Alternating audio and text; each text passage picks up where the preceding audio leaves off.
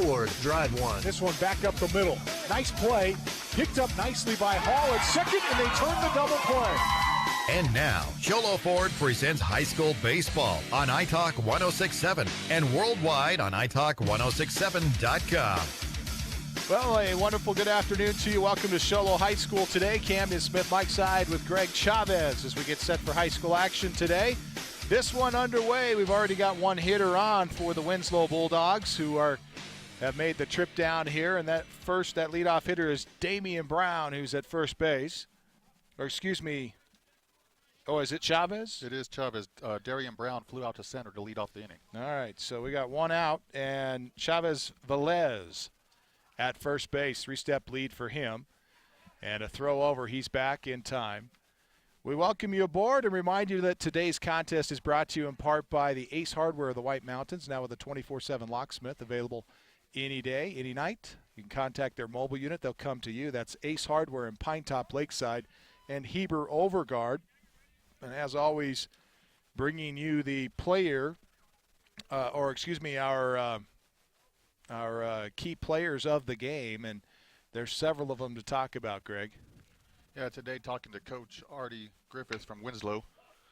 Talking about how young they are today. Ground ball to third, throw to second for one, and they get the lead runner. So two gone with a runner aboard as Ken Lacini able to ground into a fielder's choice here. So he's aboard at first. Talking to Coach Griffith, going back to that, he said they are very young. They have one senior on the team this year and just a lot of sophomores, freshmen. He said at any point starting 5 freshmen for any particular game.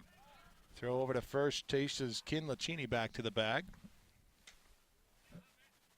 And one thing we need to mention is Sam Tate will not be in the lineup today for the Sholo Cougars. He will be sorely missed.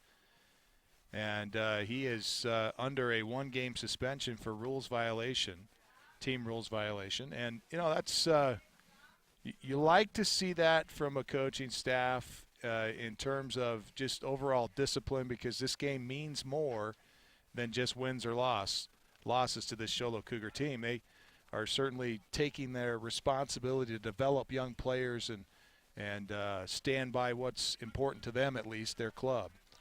Yeah, that's good with Coach Hathaway putting his foot down for whatever the violation is, but to show the kids that there is more to life than just this baseball game, and they're going to have to live by some of the consequences from their actions that they later in life. This is Ramos at the plate for the Bulldogs here with 2 gone, runner at first. Ken Lacini, the runner down at first base, measures out a big 3.5-step lead there at first base. He's drawn a couple of throws, but he's been back easily. This one upstairs for a ball, and the count runs 2 balls and a strike on Ramos. Ramos, your junior center fielder today for the Bulldogs. Tall, skinny kid. A throw over, and he's Ken Lacini's back in under the tag. They are keeping him close. They must think he has a lot of speed there, because he has tried to pick off move about 3 times so far. So they're working on that base runner. Jerem Fawcett's on the bump, and he makes another attempt at Ken Lacini, who's back standing up this time. And Fawcett peeks over again at Ken Lacini with that 3.5-step lead, and Ken Lacini deciding to get in, standing up, and that one was pretty close. That one was a little closer than the last 2. I mean, you can hear coaches hollering at him to get down and get dirty. You look over there, and Coach Greer sitting on the bucket kind of shaking his head like, come on, kid. Great shot here from our students at Sholo High School. You can watch today's game at iTalk1067.com. Here is a ground ball chopper through the infield, gets out into left field, and that'll move Ken Lacini up to second as Ramos finds a base hit. Couple of hits this inning. 2 outs, and we go to the number 5 hitter in the lineup, Junior Villanueva. And Villanueva, just a freshman. Ball hit well right in the gap between short and third. First pitch, swings and misses. On a beautiful sunny day here at Sholo High School. Little breezy, but not bad. Everybody's still in short sleeves and enjoying the day. And a line drive to third, and the third baseman for the Show Low Cougars makes a great grab, and I believe that is Barton at third base today. And so the Cougars are out of the inning. The Bulldogs will strand 2 off 2 hits. We go to the bottom of the first next. This is Show Low Ford's presentation of high school baseball on iTalk 106.7 and worldwide on iTalk1067.com. Ace has that. Need paint? Ace is the best place for that. Need a chainsaw or weed eater? Ace has that too. Ace can even fix your chainsaw and your weed eater. Ace Hardware has everything you need for your home improvement project. They even have a 24/7 locksmith. Locked out of your home or car, their mobile unit will come to you. That's your helpful place. Ace Hardware of the White Mountains in Pine Top, Overguard, and Show Low. Another 30, please. Okay, you got it.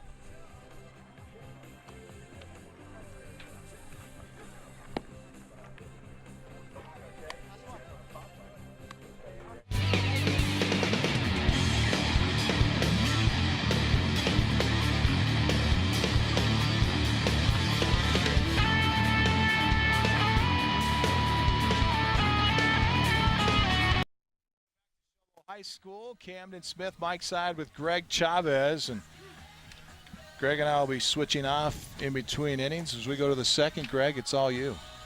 Well, last inning we saw both teams put runners on base. The Bulldogs from Winslow got 2 hits but left 2 guys on base, unable to score a run.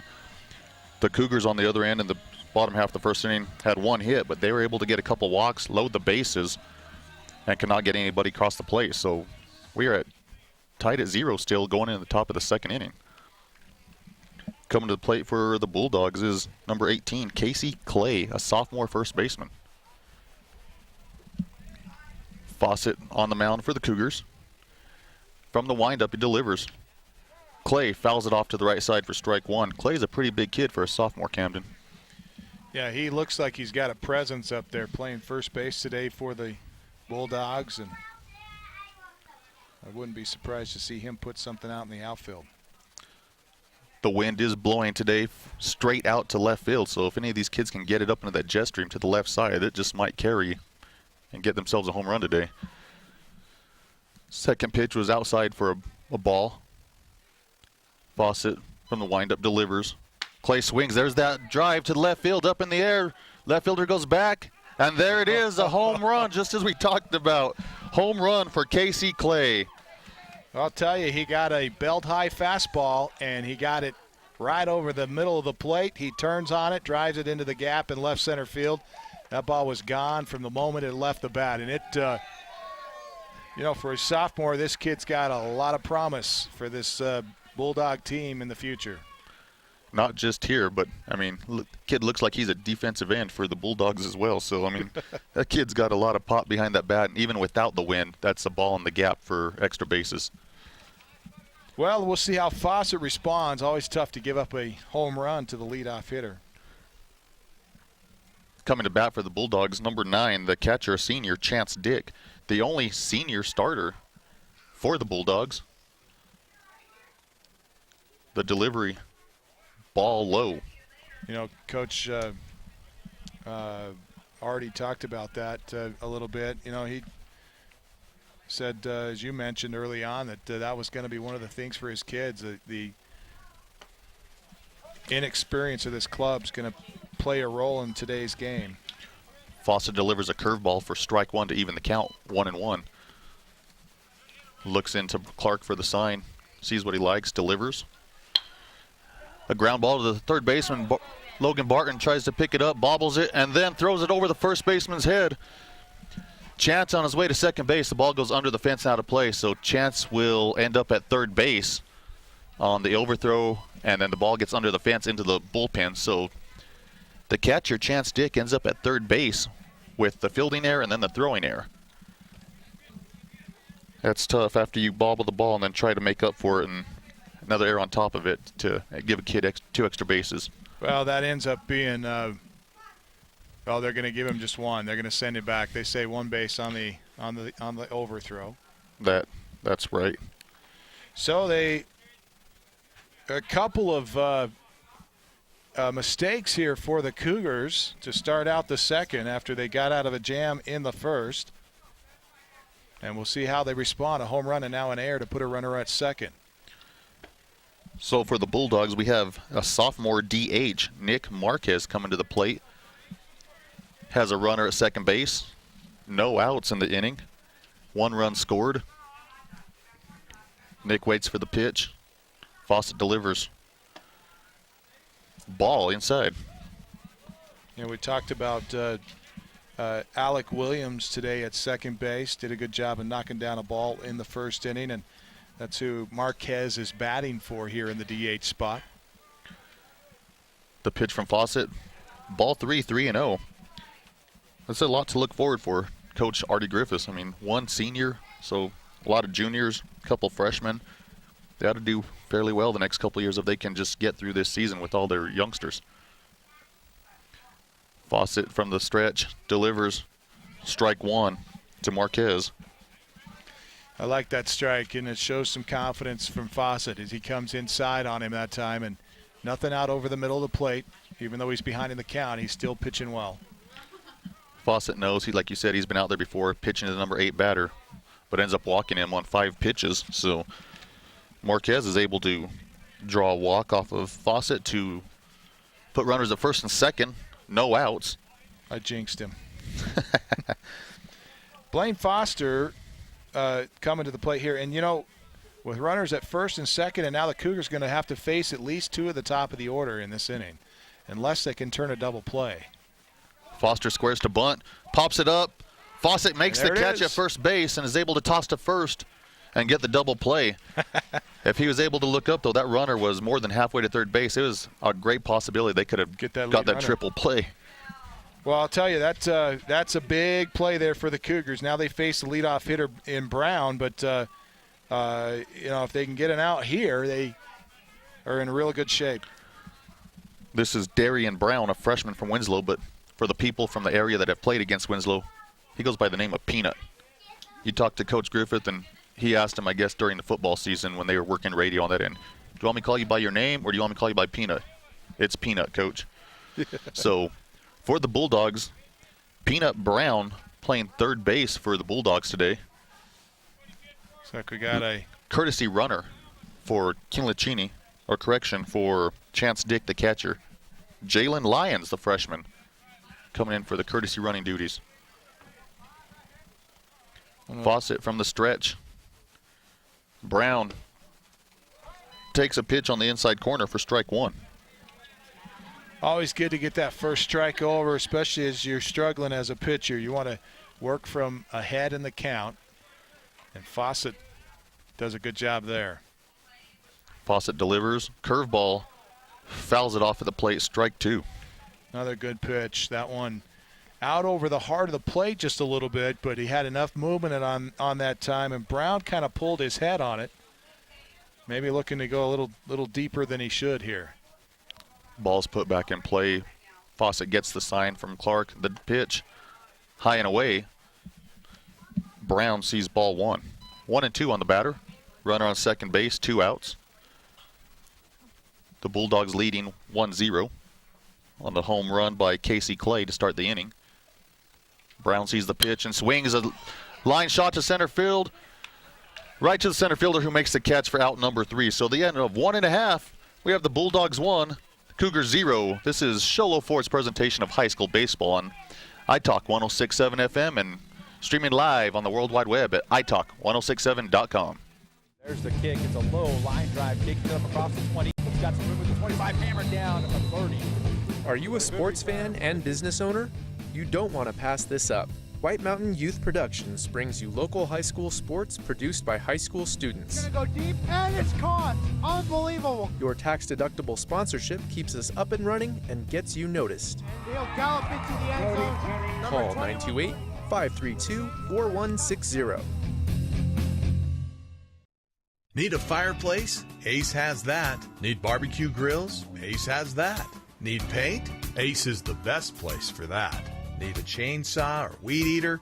Ace has that too. Ace can even fix your chainsaw and your weed eater. Ace Hardware has everything you need for your home improvement project. They even have a 24/7 locksmith. Locked out of your home or car, their mobile unit will come to you. That's your helpful place. Ace Hardware of the White Mountains in Pinetop, Overguard, and Show. Welcome back to Sholo High School. Today's presentation brought to you by Sholo Ford. We are going into the bottom of the first inning with the Cougars trailing the Bulldogs of Winslow 1-0. Coming to the plate for the Bulldogs will be Nick Reedhead, Logan Barton, and Rhett Reisdorf. On the mound for the Bulldogs is Ken Licini, who delivers ball one. Reedhead on the season, a .333 average. Made 11 plate appearances, recorded 9 at-bats. He scored once on 3 hits and driven in 2 runs. Reedhead swings, foul ball to the left side. Coach Hathaway kind of acts like he doesn't get it and decides, now it's coming a little too hard and lets it roll by him. Reedhead out in front on that pitch that time, and you saw how he rolled his hands over the top of that pitch. I want to see him let that ball travel just a little bit more. Ken Licini delivers a curveball that Reedhead cannot, pulls away from and can't make contact. So we have 1 and 2 on the batter. Saw Reedhead pull his eyes just at the last moment on that one, unable to make contact. And no break on that one. Just a lot of spin, but no break. Almost catches Reedhead in the midsection there, but just missed him. So counts even at 2 and 2. Just the hands. He should have turned the back, though, to that one. He turns his back, and he's on base. The pitch from Ken Licini. Down and away to full count to Reedhead, being able to battle his way back. You know, it's one thing to say you should have turned your back to it. It's another one to be the guy standing in there taking that heater. Oh, it hurts. And we tease the kids. It's only 5 ounces. It doesn't hurt. Yeah. It's not like a softball. Oh, yeah, because those things are so soft themselves. Yeah. The pitch. Swing and a miss from Reedhead. Strikeout for the first out of the inning. You know, speaking of softballs, Paul Hancock was behind the plate last night at the Blue Ridge Snowflake game, and he didn't have any gear except for a mask. Yeah. Well, we have actually had that conversation before. He and I wear everything, and he laughs at me. I said, you know what, it's only take one time, buddy. Those girls throw the ball hard. Logan Barton steps up to the plate for the Bulldogs, sees first pitch curveball from Ken Licini for a strike. Barton, the senior third baseman. I'll tell you, Ken Licini's got a good breaking pitch. It's got a lot of break to it. Yes, it does, and doesn't necessarily break sharp as far as at the end, but I mean just a constant curve that just never stops per se. They just can't seem to catch up to it. Logan swings at pitch number 2 for a strike, 0-2 on the count. Third pitch, fouls it off to the backstop, 0-2 to Barton. Listen, that was a nice one. Yeah, when I'm umpiring back there, I wear every piece of equipment I can because that ball hurts, whether it's baseball, softball. There's nothing soft about a softball. Well, I was teasing him about it. He said that he had his gear in the car, but said, no, it's too old. I can't wear it. Barton hits one up the middle. Shortstop comes across Chavez Velez to make the play at first base for the first out. Correction, second out. Nice job for Chavez Velez as he comes across and does a good job fielding it on the hop and then makes a perfect throw to first base, made it easy for his first baseman. Coming to the plate for the Cougars is the number 9 hitter today, number 10, Rhett Reisdorf, the sophomore left fielder, batting from the left side. Rhett sees the first pitch, swings, and fouls it off to the left side past Coach Hathaway for strike 1. I think Bill London may have broken our Let's go, Rhett.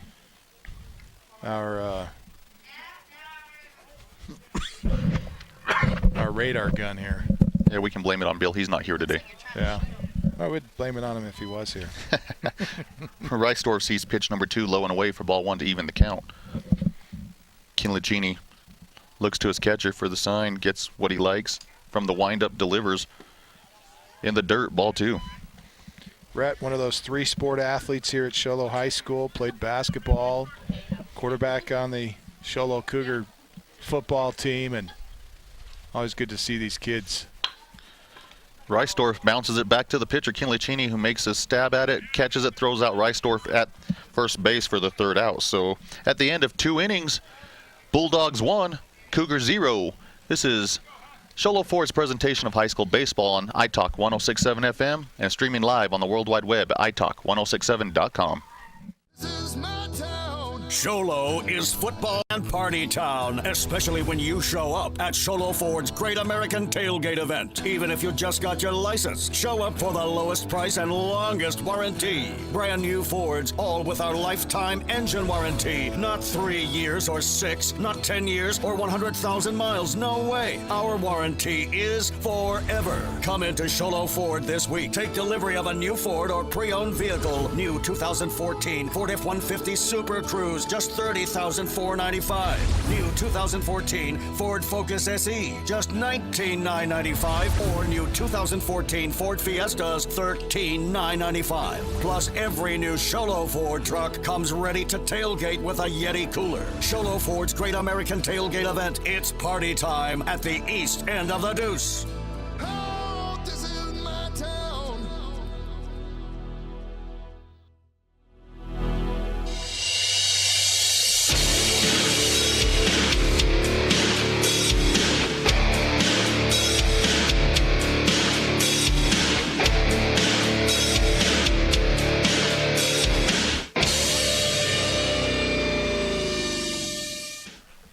Bulldogs here with a 1-run lead as we go to the third inning.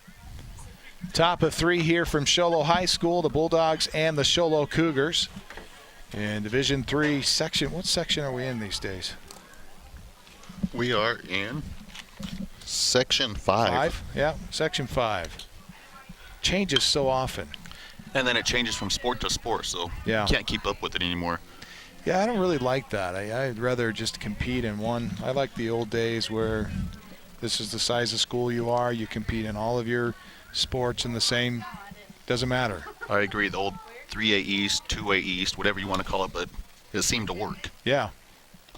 Pitch downstairs in the dirt to Velez.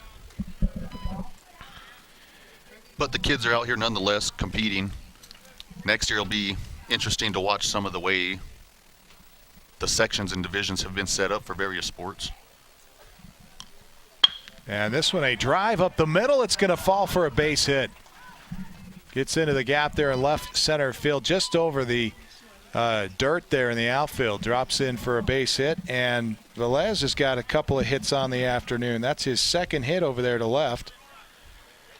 Or rather, excuse me, to right field. No, I guess he hit to left in his first at bat, right? He hit them both to right center. Okay, I got it. But great job by Velez. Pitch is high and away, and he just goes with the pitch and dumps it over the second baseman's head for another hit. That's what you want from a leadoff hitter. Number 2 hitter in the lineup, but leading off this inning, Velez aboard at first base, and that brings up Ken Lacini. His first pitch is a strike. Fawcett checks the runner there.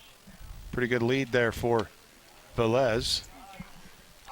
This pitch is out of the zone for a ball. That one wide to the right just a bit. I'm not sure if these teams have seen each other or not, but Velez gets too big of a lead over there. Clark will throw behind him and try to pick him off. Kid has a good arm behind the plate. He does. We watched him in warm-ups, and he's got a cannon there.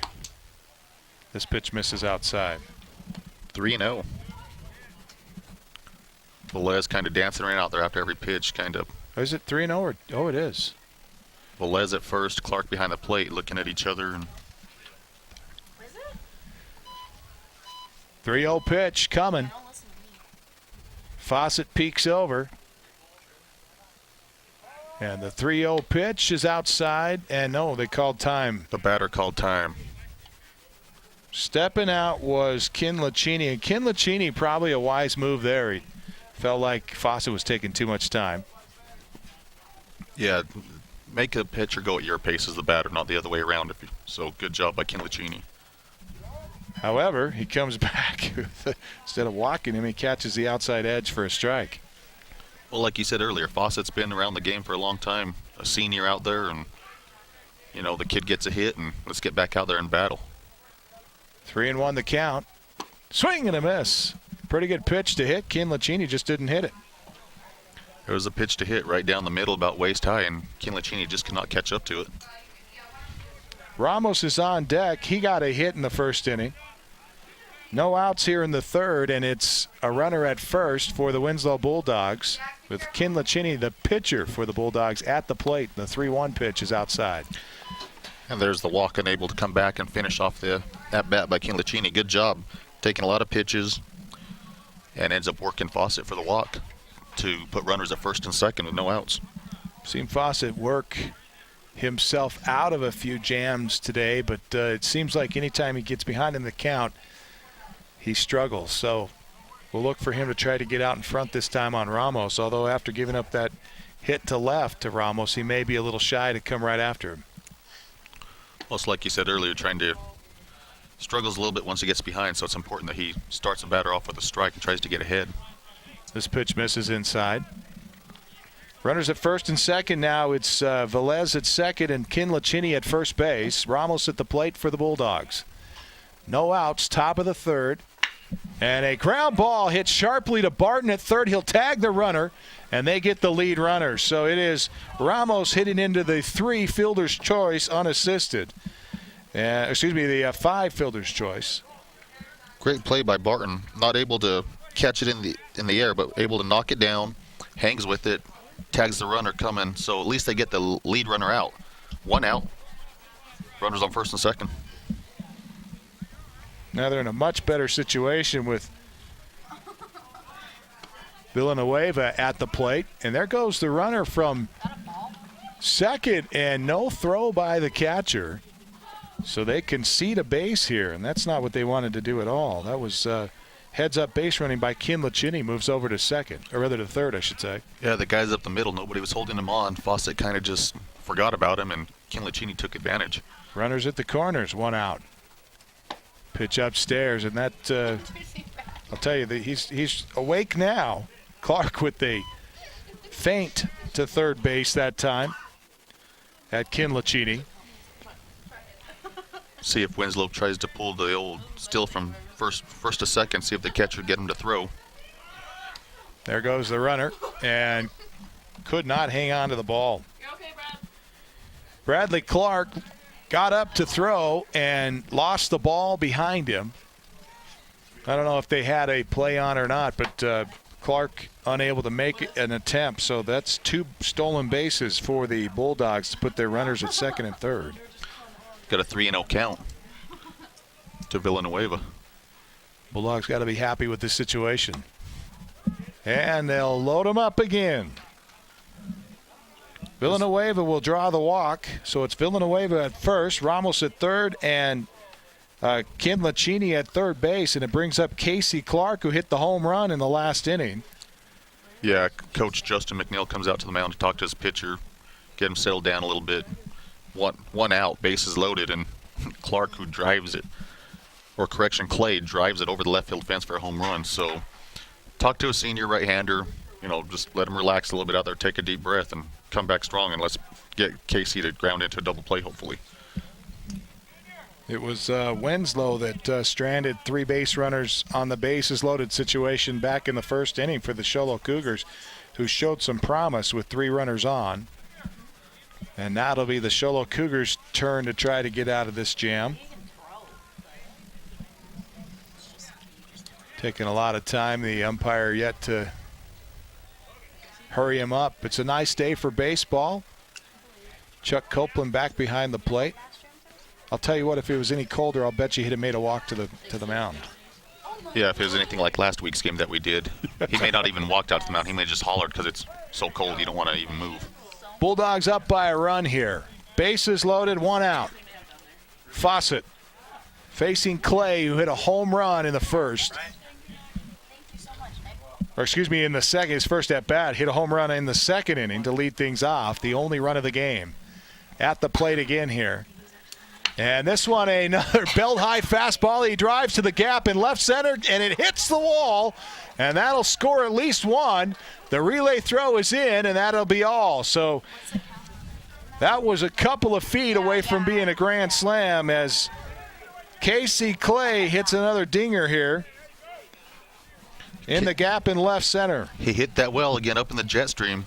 The only bad thing there, I think the runner has to be able to see that that's going to burn, get over both the outfielders' heads, and maybe get that second run in. Instead, he's waiting for the outfielder to catch it when it was pretty obvious that the ball was over his head. Yeah, not real aggressive base running there. But perhaps some of the youth come into play here. There was a Ramos who was checking up on the plate, just a junior, and it was Villanueva who was behind him. So we have bases loaded still and 1 out. 2 runs across for the Bulldogs. And a throw by Clark hits the runner, and it gets into left field. That'll score a run. And may score 2. Here comes a run from third, or rather, Kinlachini will round, and he'll come in to score as well. So you have Ramos scoring. Or excuse me, Villanueva scores. And Villanueva. And you have Clay moving up to second base. So Clark tries to throw the runner out at third base, hits him in the hand, and ends up going out into left field, enabling the Bulldogs to score 2 runs. Left fielder taking a little bit too much time. Rhett Reisdorf maybe not charging that ball as hard as he should have. Of course, playing deep after that couple of deep fly balls. Doesn't get there in time to get the runner from second. Heads up play by Villanueva, just a freshman, able to score on that play. And so the Bulldogs putting up 3 runs here in the third. They lead 4 runs to none. Well, Rhett himself, just a sophomore, doesn't really move to back up the play until he sees the ball past third base, thinking that Barton's gonna catch it, put the tag down, and by the time he sees the ball squirt past third base, it's a little too late. 2 balls, no strikes. Chance Dick trying to get it done here for the Bulldogs with the runner at second base. Must have been 3-0 as they load him up. Base on balls to Dick. He's at first base, so runners at first and second now, and Nick Marquez, who drew a walk and then was hit into the double play in his first at-bat to the plate for the Bulldogs. Fawcett's 3rd walk of the inning to the Bulldogs. Walks tend to turn into runs, and that's something you got to really work on as a pitcher. As he throws a letter-high fastball here that Copeland says is a little bit too high. You know, one thing that's always carried me with me throughout the years, listening to my dad as a high school coach and our other coaches at the high school levels, there's no defense for a walk. Yeah. So it's hard right now, Fawcett putting kids on and not giving his defense a chance to get out. Yeah. And a lot of time that's, hit and miss for a pitcher. You can have a good day, have a bad day just as easily. And right now, Fawcett not having his best day for sure. There's a ball and a strike now to Marquez.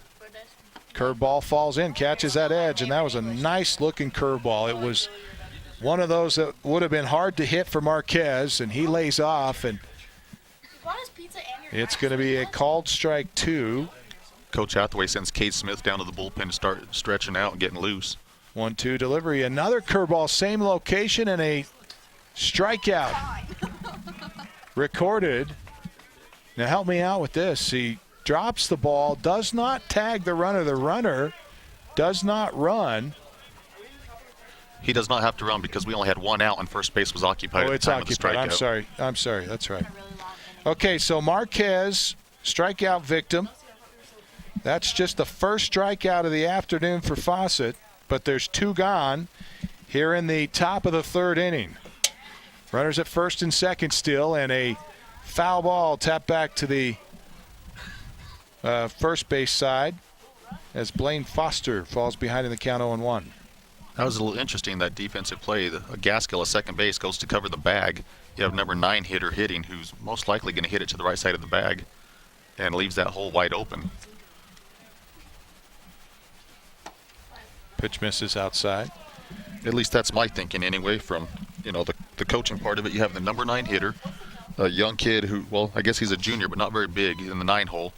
Fawcett throws pretty hard. You think this kid's probably going to be behind it, and the whole right side of the field is open right now. Yeah, second base covering, as you mentioned, the bag, and Fawcett pitching him outside as well, so be surprised if he can turn on an outside fastball. Lot of room up that right side. 2-1 count. Peek back at second from Fawcett. Curveball. Oh, and it just stayed up a little too high. He wanted that one. That time with 2 strikes on the batter, the infield played straight up. 3-1 pitch coming from Fawcett. Runners first and second, 2 gone. And a strike on the outside edge, and Copeland extending the zone a little bit that time. Full count.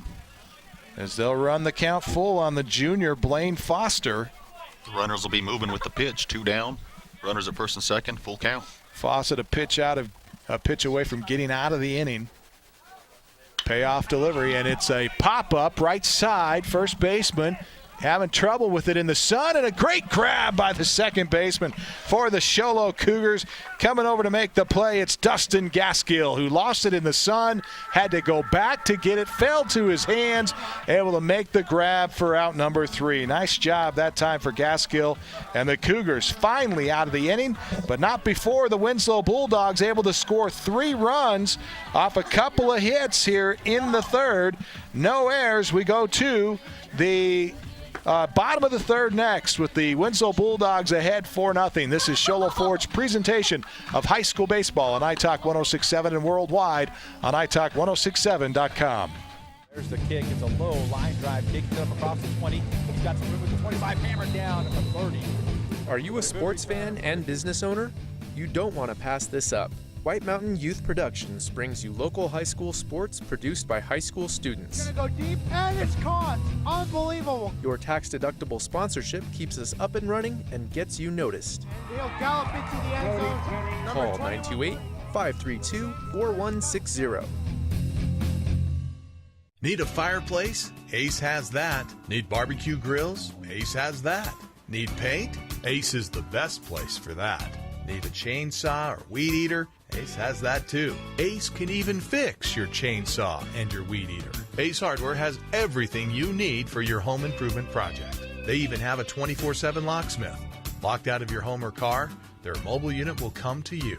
That's your helpful place. Ace Hardware of the White Mountains in Pine Top, Overguard, and Show Low.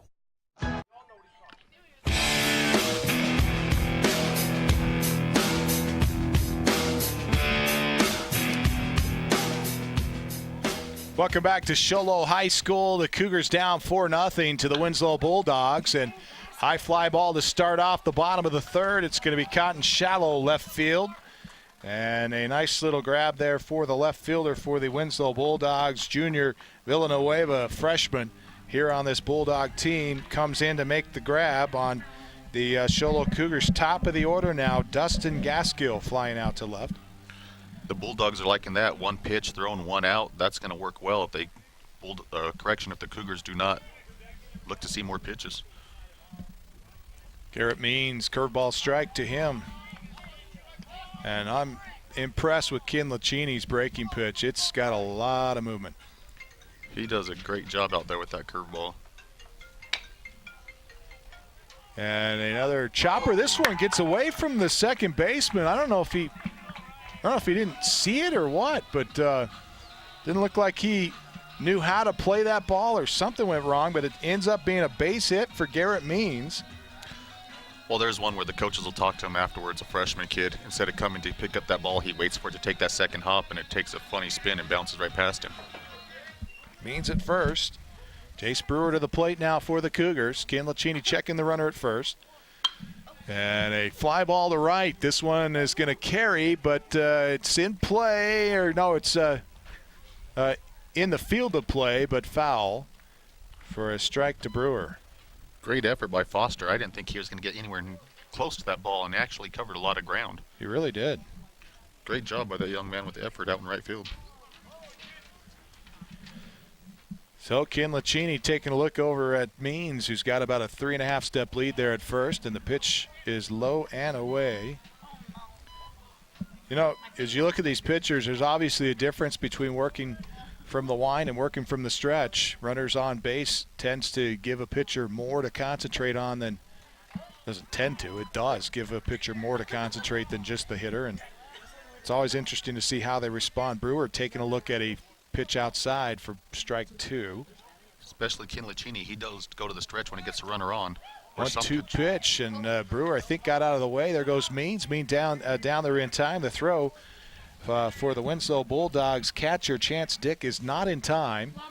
And Garrett Means records his second stolen base of the afternoon. How did that miss him? I don't know. I don't know where it missed him. If I'm Brewer, I'm saying that caught me somewhere. Put me on. And from our angle, I thought there was no way. I thought the kid was going to first base on a hit by pitch, and instead you see the catcher trying to throw the runner out. 2-2 pitch misses, and the count runs full. Kinlachini peek back at second, and the 2-2 pitch is fouled back. Jace Brewer getting his money's worth up there this at bat. Kinlachini, I think, has thrown about 7 or 8 pitches to him now. Garrett Means, if our stats are correct, Means with no stolen bases until today, and he's got 2 of them today. Might as well. There's a ball off the end of the bat, and it's right back to Kinlachini. Kinlachini turns and fires to second, but Means is back in time. Brewer, some bad luck there on the payoff pitch. They jammed him and got him to hit a soft line drive back to the pitcher, who easily grabs that one and retires Brewer for the second out. Kinlachini playing his position, helping himself out. A little gold glove action there. Makes a play, tries to double up the runner, and it was pretty close at second base. So 2 outs, and Bradley Clark at the plate for the Show Low Cougars. First pitch to him misses. The 1-0 delivery swung on and missed. Looked like maybe a changeup pulled the string on that one, had Clark way ahead.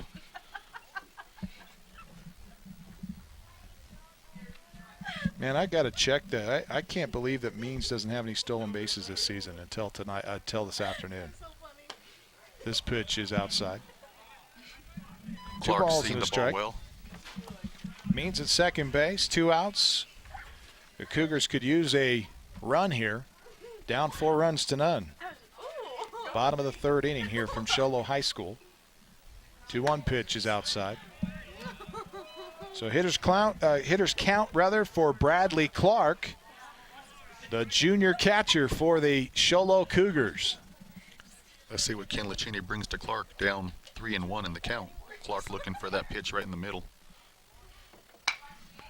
He'll hit a ground ball to second, and that should end the inning. Throw over to first. Did he get there in time? He did. Here comes Means to the plate. That throw's not going to get there. Clark will head to second as the ball goes to the backstop. And the Winslow Bulldogs should have been out of the inning, but instead they end up allowing Bradley Clark on at first. It's going to go down as I imagine it'll be scored as a hit. So Clark going to get a hit out of it and an RBI for Garrett to drive in Garrett Means in an unorthodox way, just kind of a slow throw from second base to allow Clark on. Yeah, no sense of urgency there, and you're pretty generous. I was going to give the kid an error. And a strike call to Chandler Nicholas. Made the great play, but then, like you said, just kind of took his time throwing the ball over, and Clark hustling down the line beats it out.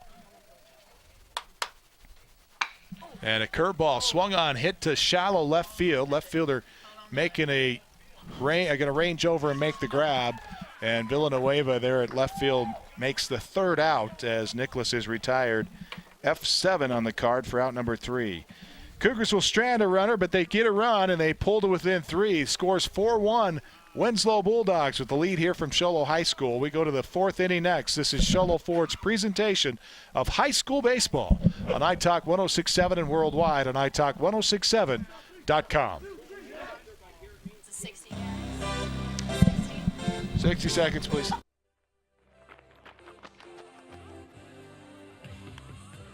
Chainsaw or weed eater? Ace has that too. Ace can even fix your chainsaw and your weed eater. Ace Hardware has everything you need for your home improvement project. They even have a 24/7 locksmith.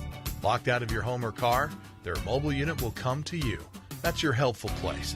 Ace Hardware, the White Mountains in Pinetop, Overguard, and Show Low.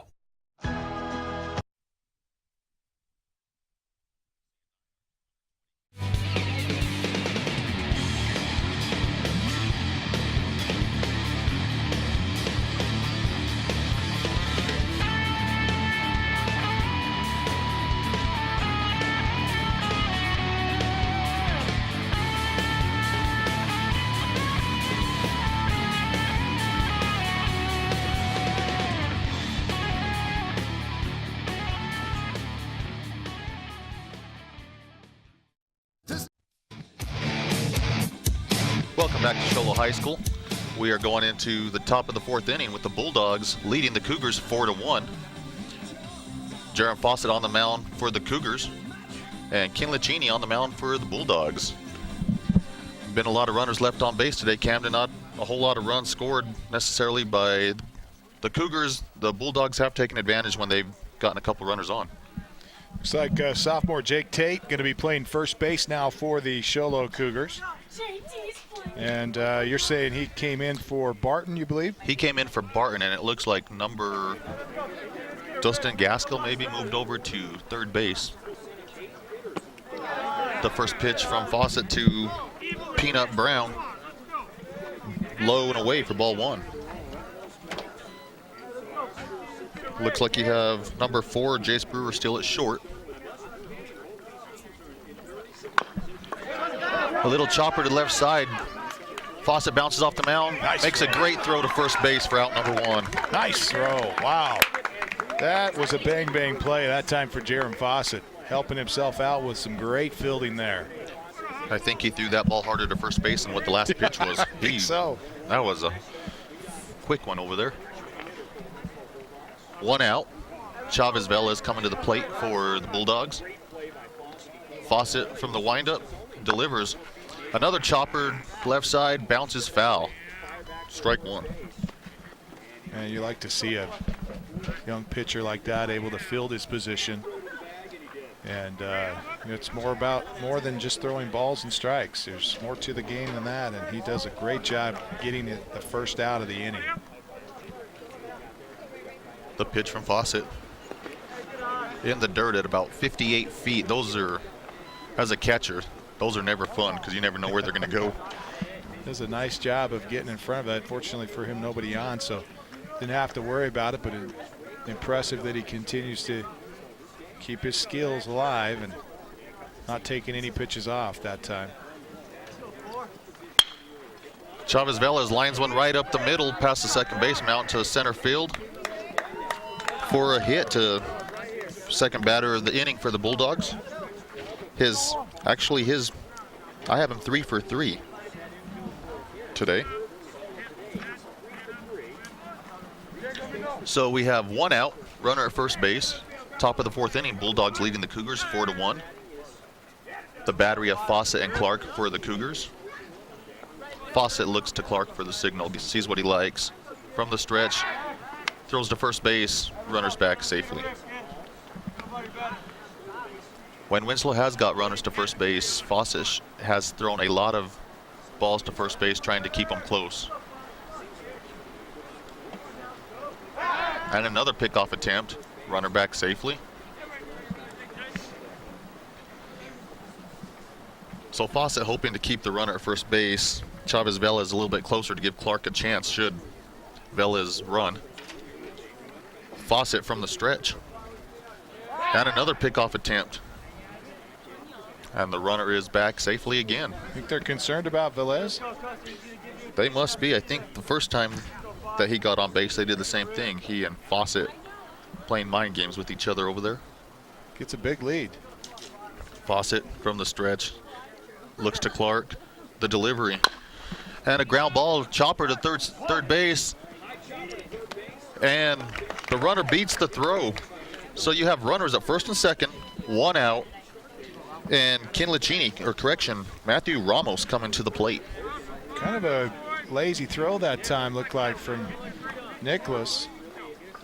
Not sure, didn't seem like he had a whole lot of urgency in that throw. And we see the same thing happen to the Cougars that we saw happen to the Bulldogs.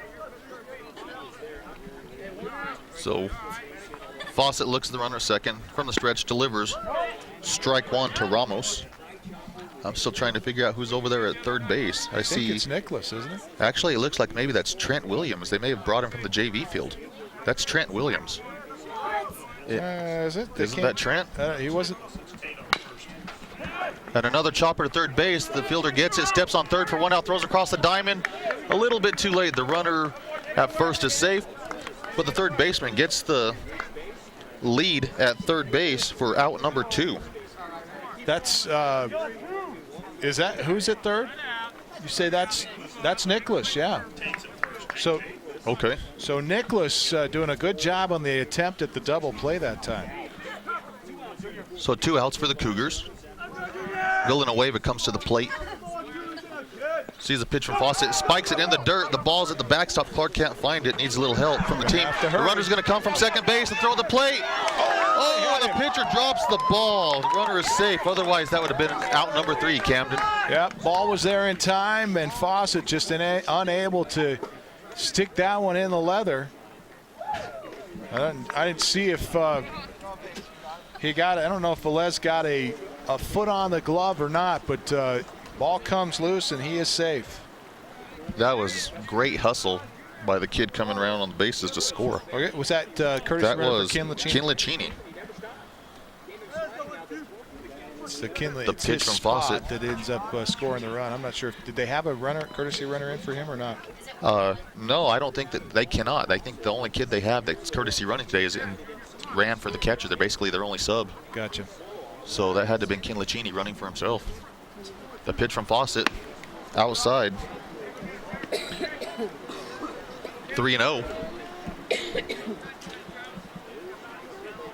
So you got a runner at third. Villanueva at the plate, 3-0 count. Fawcett on the mound for the Cougars from the windup.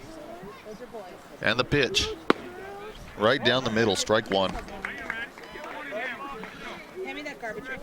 Kinlachini never broke stride all the way around, and kind of Bradley Clark was able to get there, throw the ball back to the pitcher covering home plate, and pitcher just couldn't hold on to it. So Fawcett delivers. Ball 4 to Villanueva, who walks down to first base, putting runners on the corners, 2 outs. And here comes Casey Clark. Correction, Casey Clay. Casey Clark's our sheriff, in case you didn't know. And Coach Hathaway gives him an intentional walk, just tells Mr. Copeland, we just want to put him on base. So in high school baseball, you do not have to throw pitches. You can tell the umpire just to put him on. In high school softball, you do have to throw pitches. Correct, and that's one of those things where as an official, sometimes you just wish they would make things like that consistent. Exactly, because sometimes you get, even though we shouldn't, but when you have so few, the numbers of officials we have, and you try to work both sides, baseball, softball, things sometimes do get mixed up, and instead of just making them the same. So we have the bases loaded for the Bulldogs, top of the 4th. Bulldogs leading 5-1. Senior catcher, number 9, Chance Dick, at the plate for the Bulldogs. And the pitch from Fawcett, outside, ball 1. So we'll see if the catcher can make it hurt now that they put KC on base. Fawcett looks to Clark for the sign from the stretch, and the pitch. Inside, ball 2. So Fawcett needs to throw strikes right here. It has nowhere to put anybody, Camden. Yeah, that's going to be important for him to go after this batter. He needs another out. You got 2 down. The pitch, right down the middle. 1 ball. Correction, 2 balls, 1 strike. Are you surprised that the infield hasn't come in a little more on this? No, you have 2 outs. Do they have 2? 2 down. Play normal. Get the out right here. Foul ball to the right side, out of play. I missed that they had 2 outs. I marked that. Peanut Brown was the first out, and then Chavez Velez got thrown out on that chopper. Actually got forced out at third base. Fielder's choice, that's right. Okay.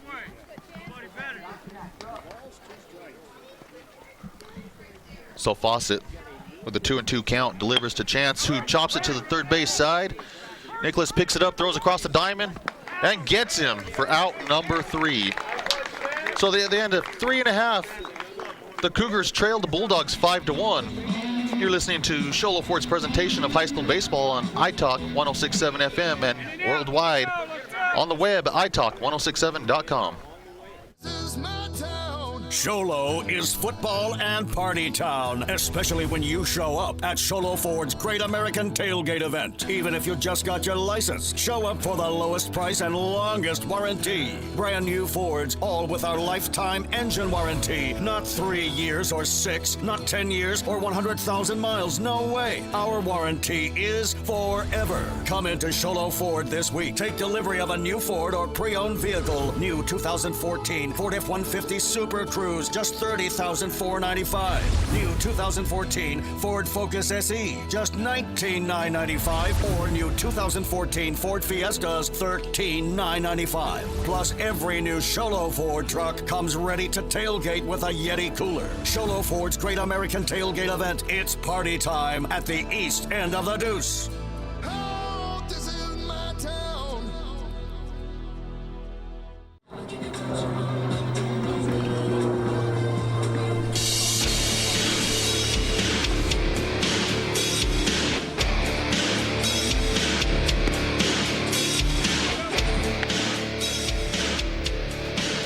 Welcome back to Sholo High School, ladies and gentlemen, and Sholo Ford's presentation of high school baseball. Today you have the visiting Winslow Bulldogs playing the home team, Sholo Cougars. Going in the bottom of the fourth inning, you have the Cougars trailing the Bulldogs by a score of 5-1. Coming to the plate for the Cougars is senior pitcher Jerem Fawcett. Fawcett struck out his only time at bat so far today, but he is doing a pretty good job on the mound, getting in a lot of trouble, but has actually pitched fairly well considering they've scored 5 runs, not all earned. The first pitch from the Bulldog pitcher, another breaking pitch, low and away that Fawcett takes for ball 1. Again, Ken Lucchini working that breaking pitch. Fawcett sees a fastball on the outside edge for strike 1. I would say that his breaking pitch is the best pitch that he's got, and he throws it well. One of the better breaking pitches I've seen so far on the season. This pitch, ball low in the dirt. 2 balls, 1 strike on Fawcett. Ken Lucchini in the full windup, delivers to Fawcett. Ball 3. 73-mile-an-hour fastball that time from Ken Lucchini. A little bit deceiving. Ken Lucchini's not a very big kid out there on the mound to be bringing it. And the pitch. Strike 2 for a full count. Catcher giving his middle infielders a little bit of work, throwing it over the pitcher's head. Just trying to keep him awake out there. So Fawcett steps into the box, full count. The pitch from Ken Lucchini. And Fawcett swings and misses for out number 1 in the bottom of the 4th inning. Well, that hurts. You know, Fawcett, a better hitter than he's showing today, and wants to help his cause out, but unfortunately for him, he's 0 for 2 today. Coming to the plate for the Cougars, senior right fielder Nick Reedhead also struck out his first time at bat. Ken Lucchini delivers to Reedhead. Fastball in the dirt, ball 1. Reedhead batting from the right side. Has that crouch almost kind of like Pete Rose, squats down a lot for being a big kid. Small strike zone. Ken Lucchini throws it for a strike.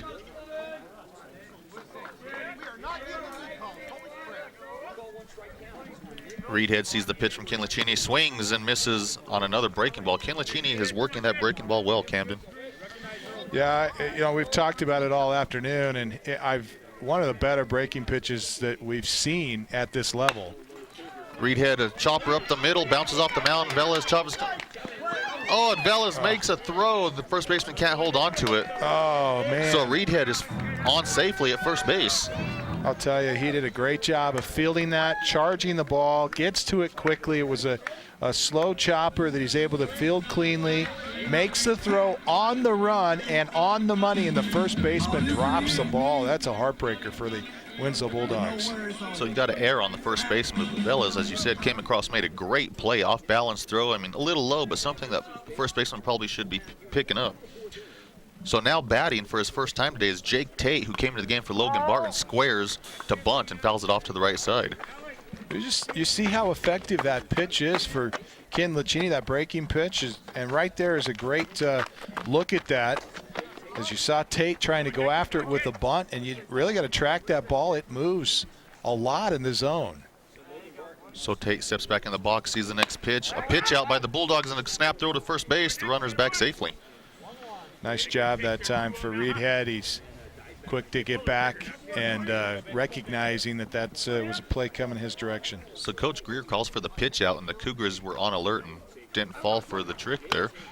Tate swings the next one and fouls it to the backstop. So you have 1 ball, 2 strikes on Jake Tate, who for strike 1 tried to bunt the runner over and ends up fouling the pitch off. A lot of confidence in this pitcher, Ken Lacini, to give it up that pitch for a pitch out there. Tate fouls it off to the right side, doing what he can with it just to get it out of here so he can see more pitches, find something he likes. Greg, you talked about that breaking pitch, and one of the reasons it's been affected today is that Ken Lacini is able to throw it for a strike. Yeah, you don't have to throw super hard if you can place the ball, which he has done well today. Ooh, and that one didn't miss by much. So evens the count on the batter at 2-2. Pretty good 1-2 pitch that time for Ken Lacini, leaving it just outside and maybe trying to extend the zone a bit from Reedhead at first. Tate swings at a pitch in the dirt for strike 3, 2 down. This was a great example of a good outing for the pitcher, Ken Lacini. He throws everything away on that. He starts him off with a curveball away, another curveball away. Well, excuse me, they have the pitch out that was away, then another curveball away, and another curveball that's fouled off. Then they come back inside to record the strikeout. Sophomore Rhett Reisdorf steps to the plate for the Cougars. Sees the first pitch for ball 1. Nick Reedhead at first base. After the error by the first baseman, the pitch to Reisdorf low and away, ball 2.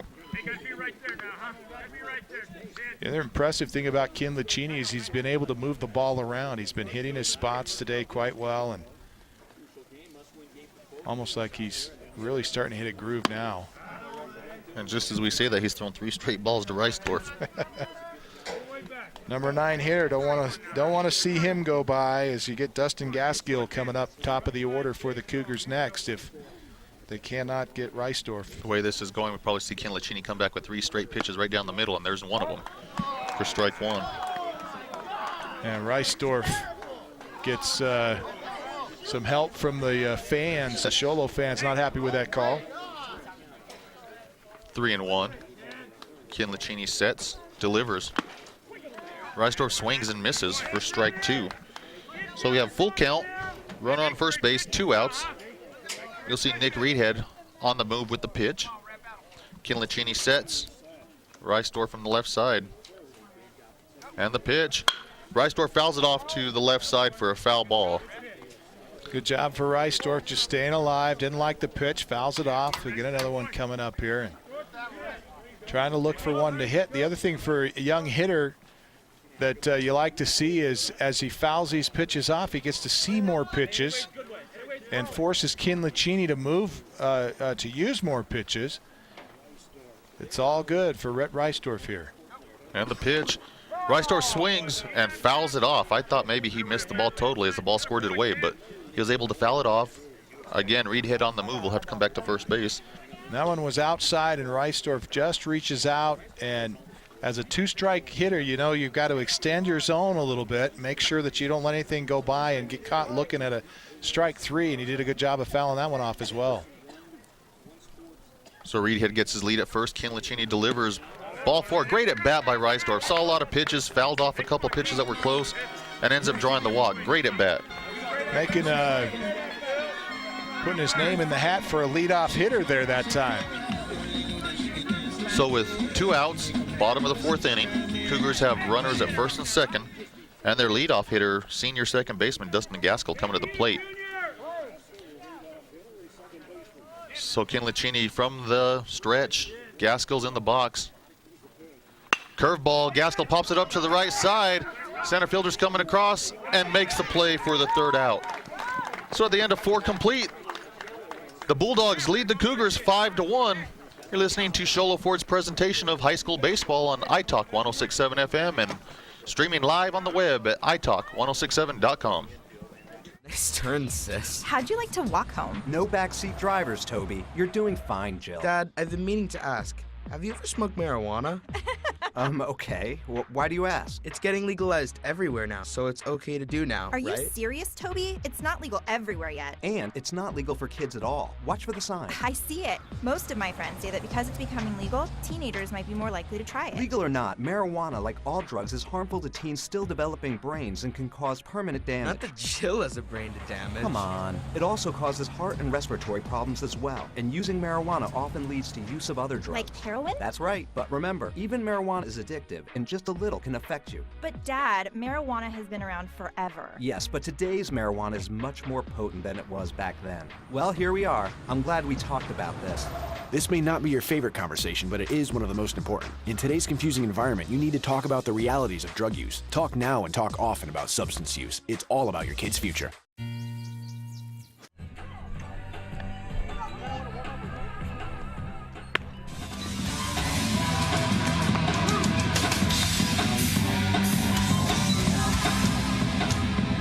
Welcome back to Show Low High School. The Show Low Cougars hosting the Winslow Bulldogs here today, and the Bulldogs have not been very good guests. They are up by 4 runs, lead it 5-1 as we go to the 5th inning.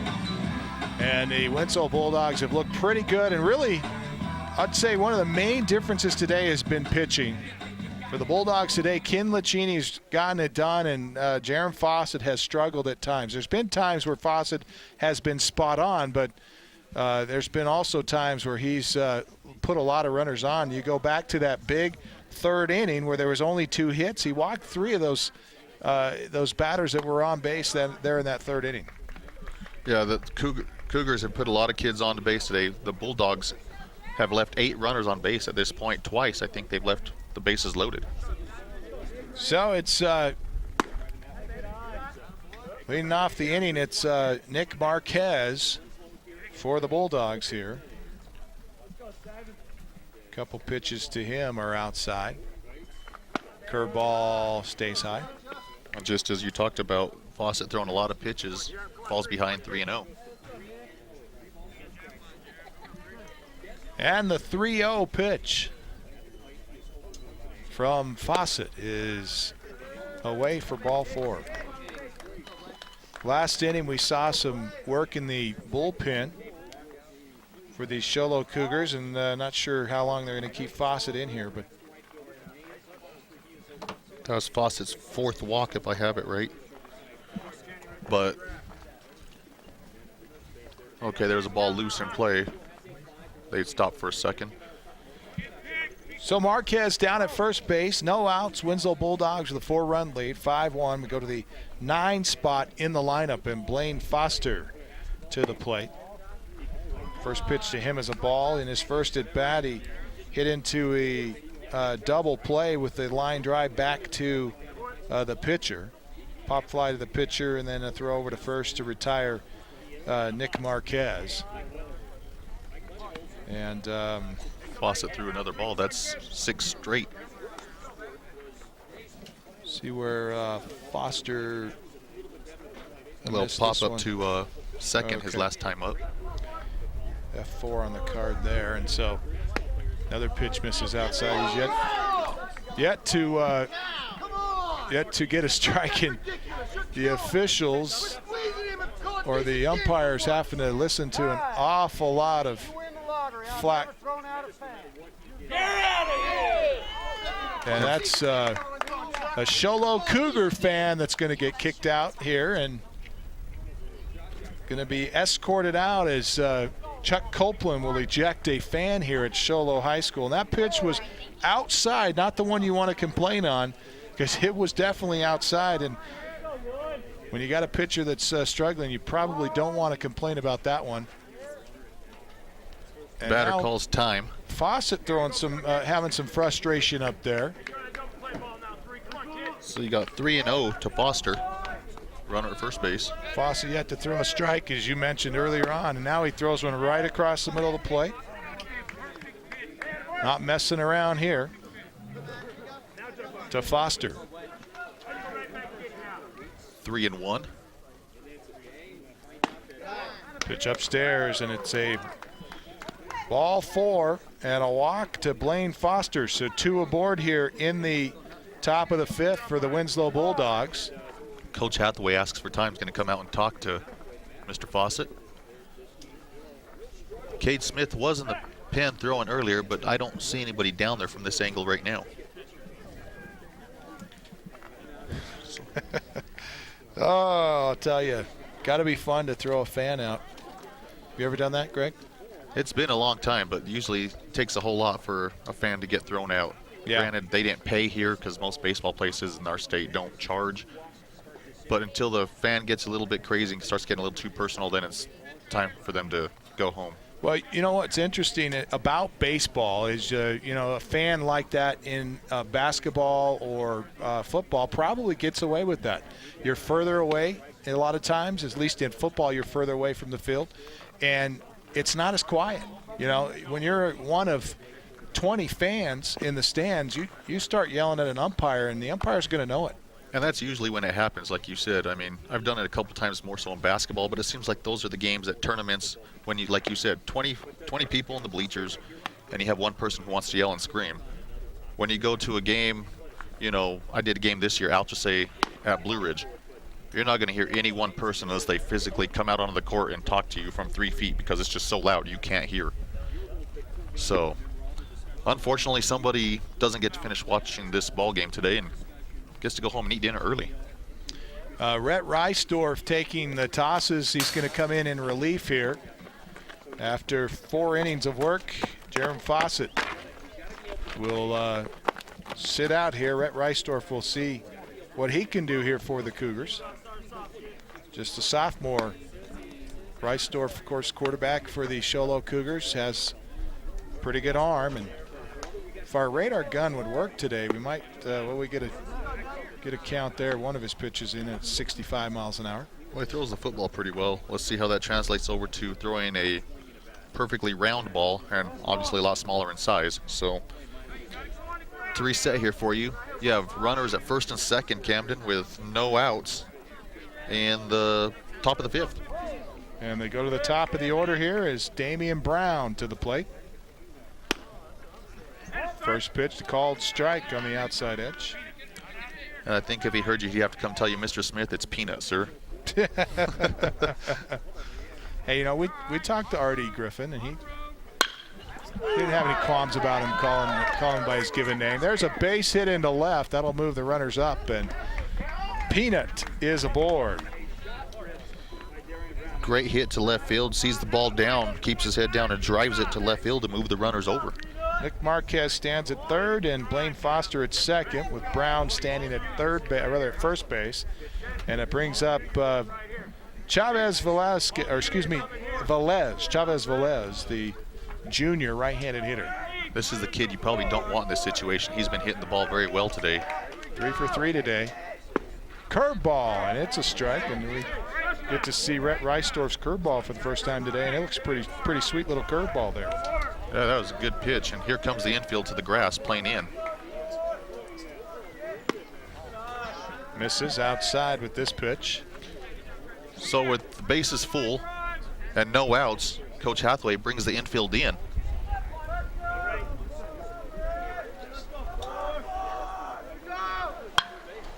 And a pop-up here. It's going into shallow left field. Looks like the second baseman maybe had a shot at it.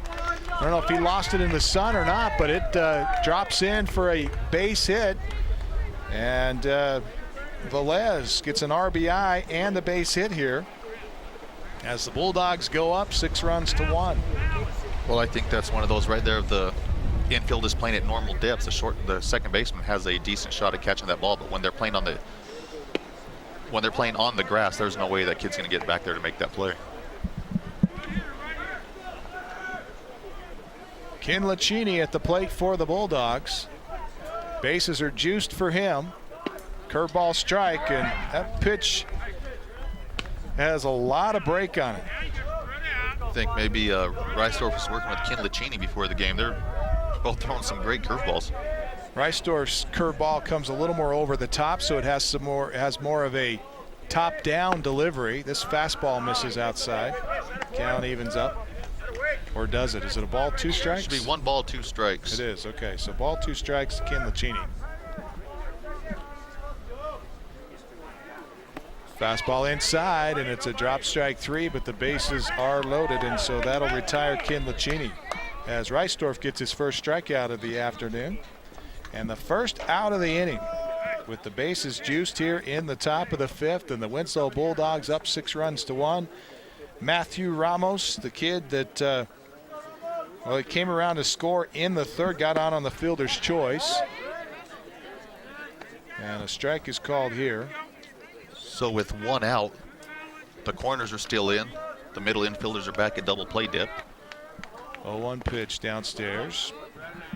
1-1 to Ramos. Good block by Clark to keep that ball from getting to the backstop. Sliding over, using his chest protector, keeping the ball in front of him.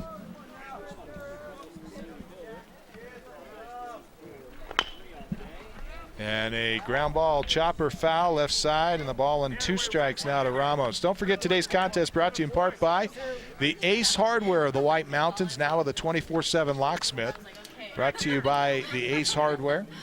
And our key players of the game always brought to you by the Ace Hardware, where you can contact them day or night.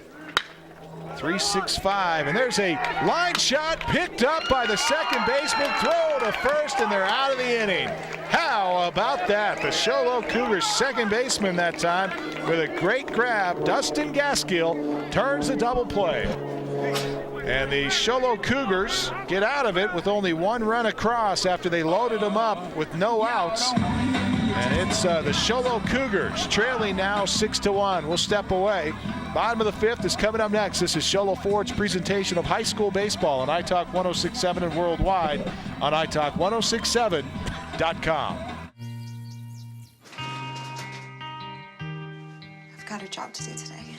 I've got a job to do today.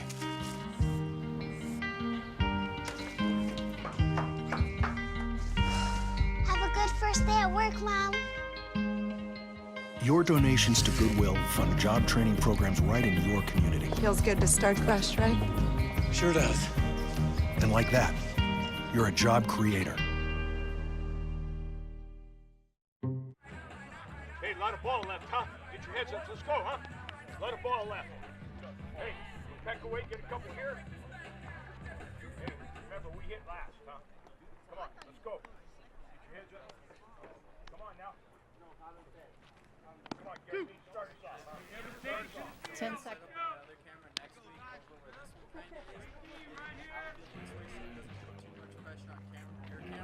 Less cash back to you.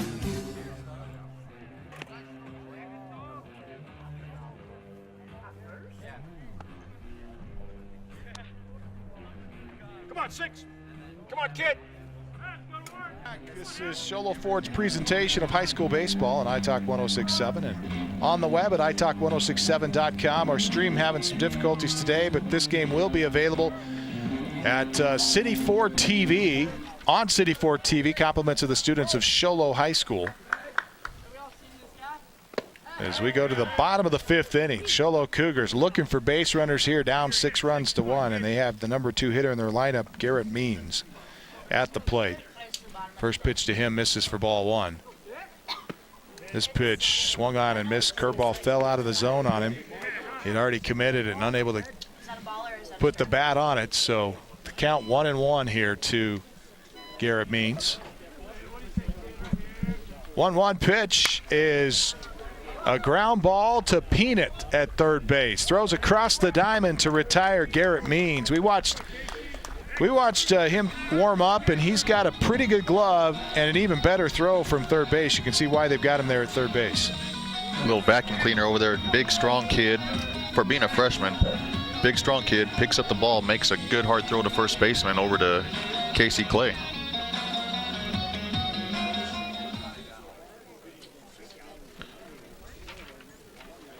Brings up Jace Brewer. First pitch to him misses.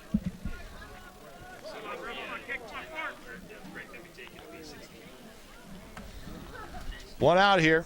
Bottom of the 5th inning. No base runners yet as Brewer able to hit one out to left, and the left fielder comes over, makes the grab. And there's 2 gone. Brewer 0 for 3 today. A strikeout. Lines out to the pitcher and then flies out here to left field.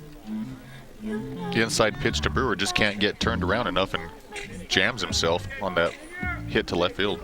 Brings up Bradley Clark. Don't forget today's contest available on City Ford TV on Mondays and Fridays at 7 p.m., Saturdays at 1:30 if you like to watch this game.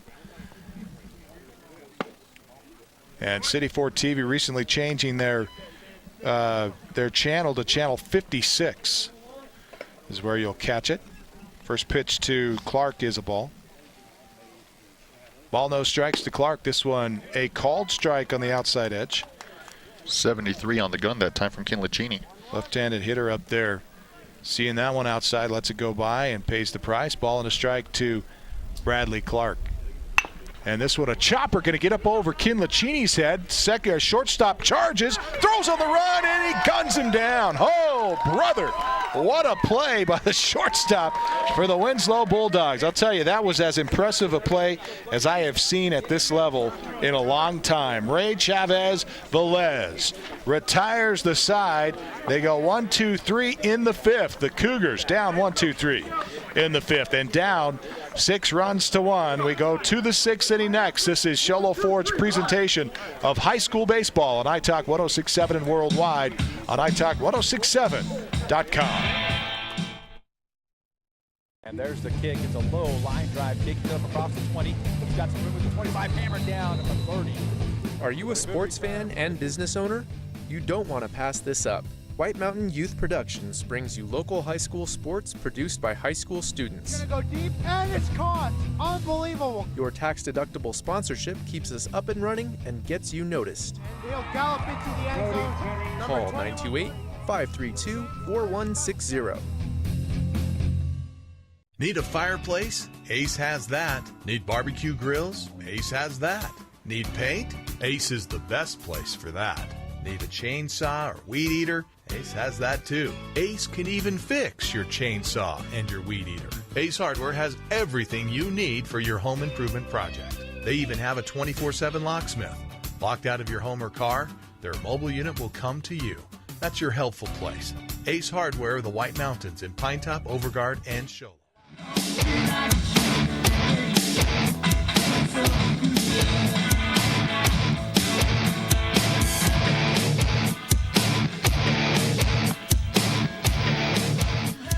Welcome back. It is the sixth inning as the Show Low Cougars trail here 6-1. The Cougars out there with Rhett Reisdorf now on the mound. Rhett came in last inning to relieve Fawcett. So Reisdorf, the sophomore, comes from left field to the mound. Showed a good curveball last inning. First pitch is a curveball to Villanueva, just a little bit inside. Love that curveball. Tell you, he's got enough break on that. It makes it tough to place it, though. So here comes the next pitch, and fouled off to the Show Low dugout. Reminder, today's contest is made possible by the students of Show Low High School. Producer today, Zach Lambert. Technical director, Cassidy Powell and Sky Perez. Graphics and audio are Isaiah Miller. Camera operators today, Damian Sharp, Joey McGraw, Joseph Pierce, and Michaela Wagner. The pitch from Reisdorf. Villanueva bounces back to the pitcher. Reisdorf makes a great play, throws the runner out at first base for out number one for the Cougars. Brings up Casey Clay, who got that home run, leaded off the game with a home run in the second inning. First run of the ball game. Got a hit in the third inning and drew a walk in the fourth. Hit to left off the fence. So Clay now facing Reisdorf for the first time. Sees pitch number one outside for a strike. Still have the wind blowing out to left field. So the way Clay's been hitting the ball, anything to that side is still going to carry. There's that curveball. Swings and a miss on that curveball. Reisdorf quickly out in front here, right where he wants to be. 0-2 to Clay. Clay steps into the box. Clark looks to the dugout. Gives a pitch to Reisdorf, what he wants. Clay swings. The ball's in the dirt. Clark's able to pick it up. Fires down, and the ball's in the dirt and out into right field. The right field backing up. Good job by the right fielder to back that throw up. So Clay is at first base on the strikeout as the pitch was in the dirt. Clark that time just threw that one low, and you could hear from the dugout his coach is telling him, you've got time to make the play, and he hurried that a little bit, muscled it, and it ends up going in the dirt. A little tough play for the first baseman. So you have Clay at first, Chance Dick, the catcher, at the plate, and first pitch curveball from Reisdorf for a strike. Well, you like to see that, young pitcher. You just recorded the second out, and your catcher unable to throw down and get the play, and he comes back with a strike. Batter calls time. The shadows are starting to creep out towards Reisdorf on the mound. Clark is in the shadows. Batter's in the shadows. So it might be a little bit difficult here for the batters in the last couple innings. Picking up that ball coming from the sunlight into the shadow. Pitch is in the dirt for ball 1 to even the count, 1-1. Might mention Clay been on base 3 times this afternoon. A reminder to stick around to our post-game comments. A ground ball is a shortstop. Little bobble at shortstop, tries to fire first base, and it's too late. So Jace Brewer can't make the play at short.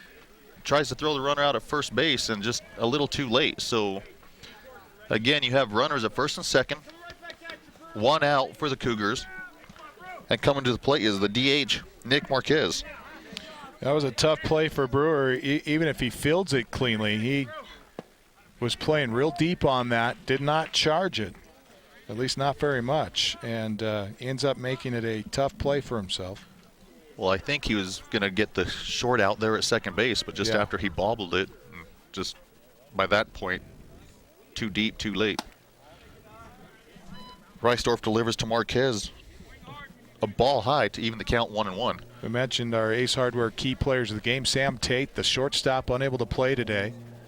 Suspended for a game and after violating team rules. And so with runners now at first and second, you start to wonder what would happen if you had your starting shortstop. A check swing. Foul ball. So probably in that situation, lucky for the Bulldogs, that the ball hits the edge of the grass in fair territory and then the bouncing, rolling foul. All right, so if you're Rhett Reisdorf, you recorded what should have been out number 2 with the strikeout. It was a K pass ball and throw down to first, unable to retire Clay.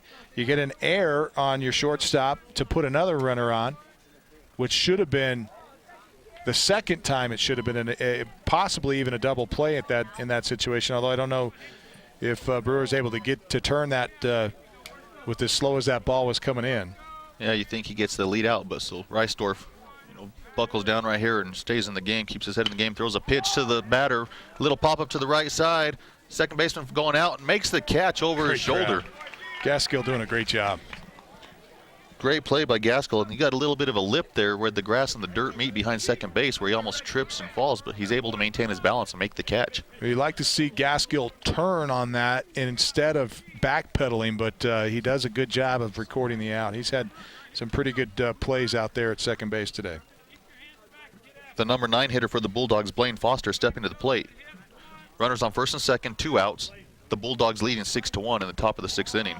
First pitch from Reisdorf is high to Foster. Blaine Foster, the junior, 0 for 2 today. Hit into a double play in his first at bat. That pitch inside from Popped Reisdorf. Up in his second. Reisdorf looks to Clark, gets the pitch he likes from Clark, delivers. Ball 3. I want to let our viewers know today that our executive producer is Jerry Butler. Ashley Fry, our in-studio producer today, and our on-site producer is Brian Hanlon. Reisdorf throws ball 4 in the dirt, just gets under Clark's glove, but runner was base on balls anyway. So again, the Bulldogs will have the bases loaded. 2 outs, top of the 6th inning, and Darian Peanut Brown, the third baseman for the Bulldogs, steps to the plate. The pitch from Reisdorf, breaking ball high and away. It is Foster at first, Dick at second, and Clay at third base. The pitch, again, high. So 2 outs, anything hit, you're going to have the runners moving, so that might be a little bit of an advantage for the Bulldogs.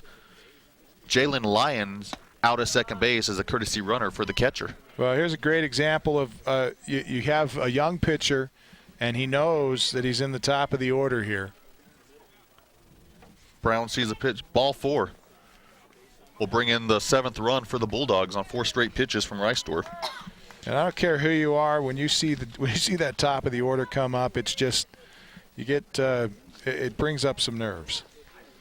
Well, with that walk and the 7th run coming across the plate for the Bulldogs, Coach Hathaway calls timeout, makes the long, slow walk out to the mound to talk to Reisdorf. When does his time start? Is it when he gets there? Or? I tend to give him when he gets there. So, you know, with Coach Hathaway at that pace that he walked out just now, got a little bit of an extended break time. For his pitcher. So how much time do you give him?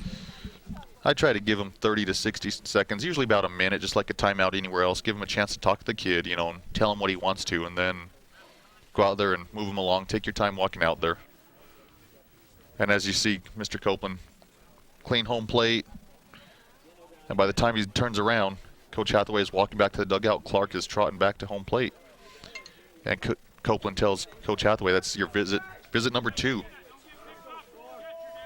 Now, so he gets 2 visits. That's his 2nd visit in the game. This is his first visit with. They add up. So he had 1 to Fawcett. Then the next visit they changed Fawcett, so that doesn't count as a visit. So now this is his 2nd visit in the game. So the next one is another free one, and the 4th time he has to make a change. So the first pitch to Chavez Velez is a ball. Chavez Velez delivers a hit down the third base line. 1 run is in. The 2nd run coming around third. The left fielder bobbles the ball. Peanut Brown goes to third. The throw. Peanut slides head first and is safe. So the Cougars bring in 2 more runs to make the score 9-1 in the top of the 6th. Great job hitting by Velez. He is 5 for 5 today. And that is 2 RBIs for him as well. And a reminder to stick around to our post-game comments where we'll announce our Honda Outdoor Ski and Sports Store player of the game. And, of course, Velez putting his hat in the ring there for player of the game honors with that line drive to left. Yes, Velez today has been on base every single time, been hitting the ball well, seen the ball well. And you can't ask for anything better. Reisdorf has nowhere to put anybody. He has to throw a pitch trying to get that first pitch strike, and Velez just drives it out to the left field.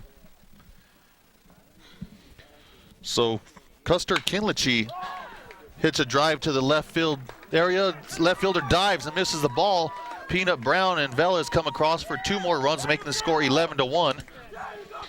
Kinlichini with a double standing on second base.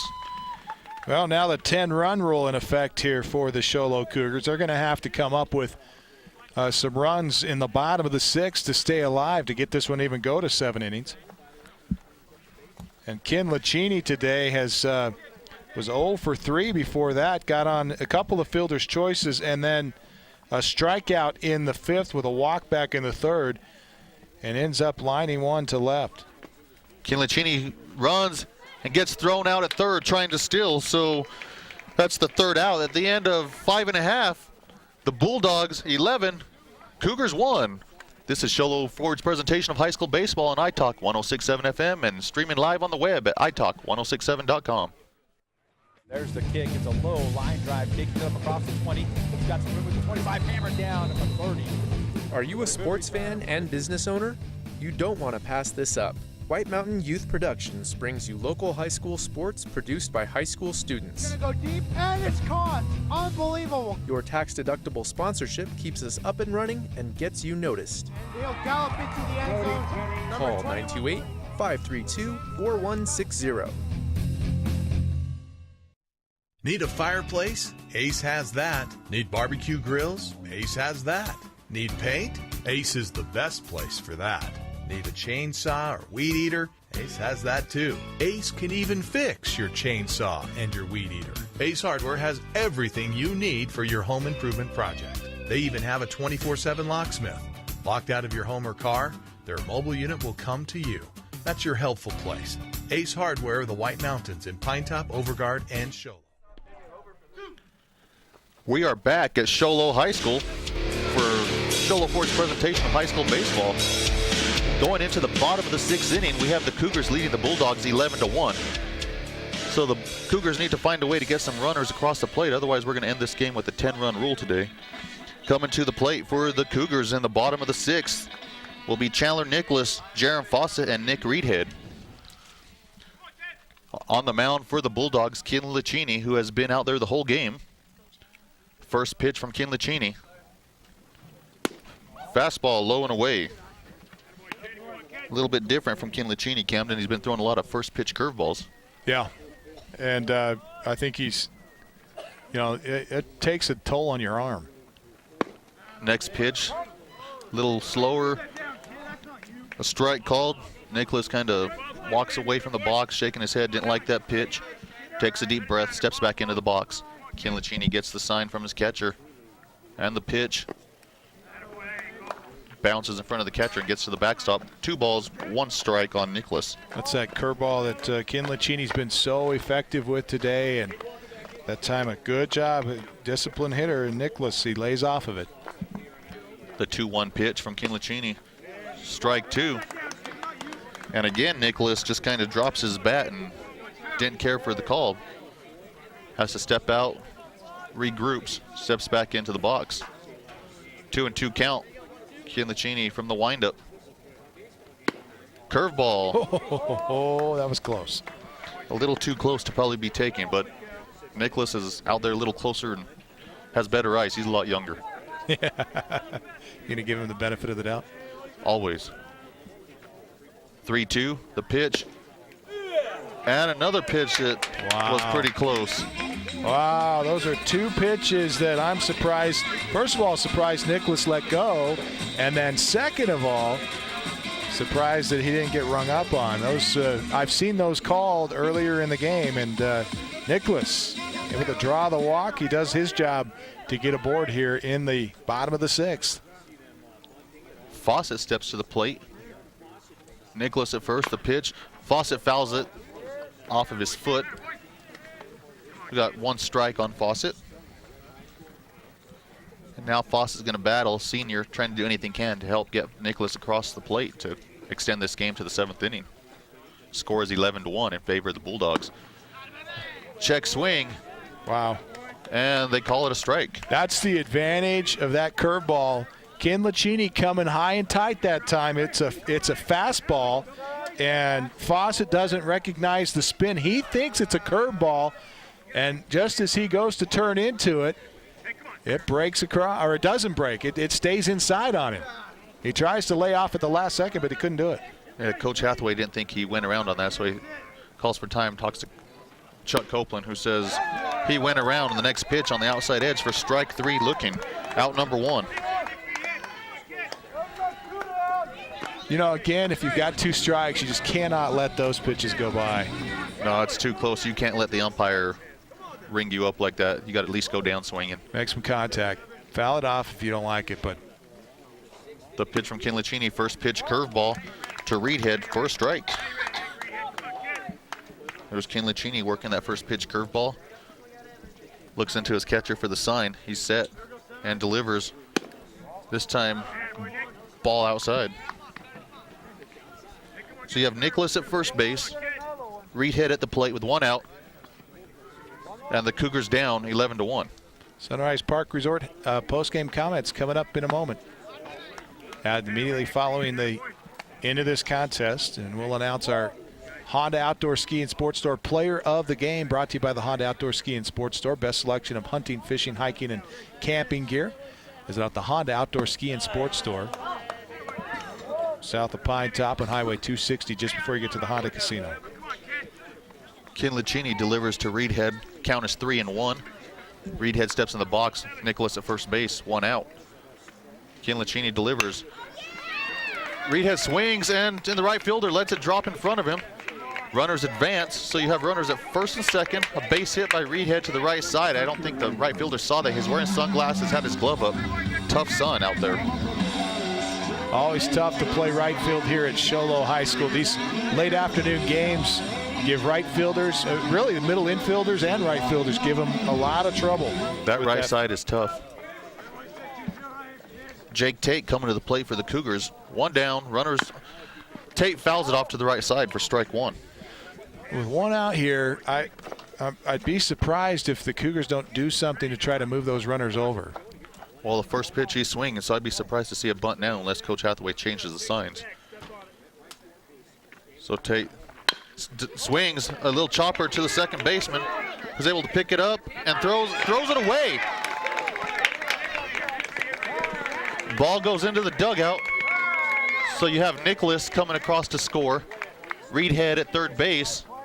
And Jake Tate is second.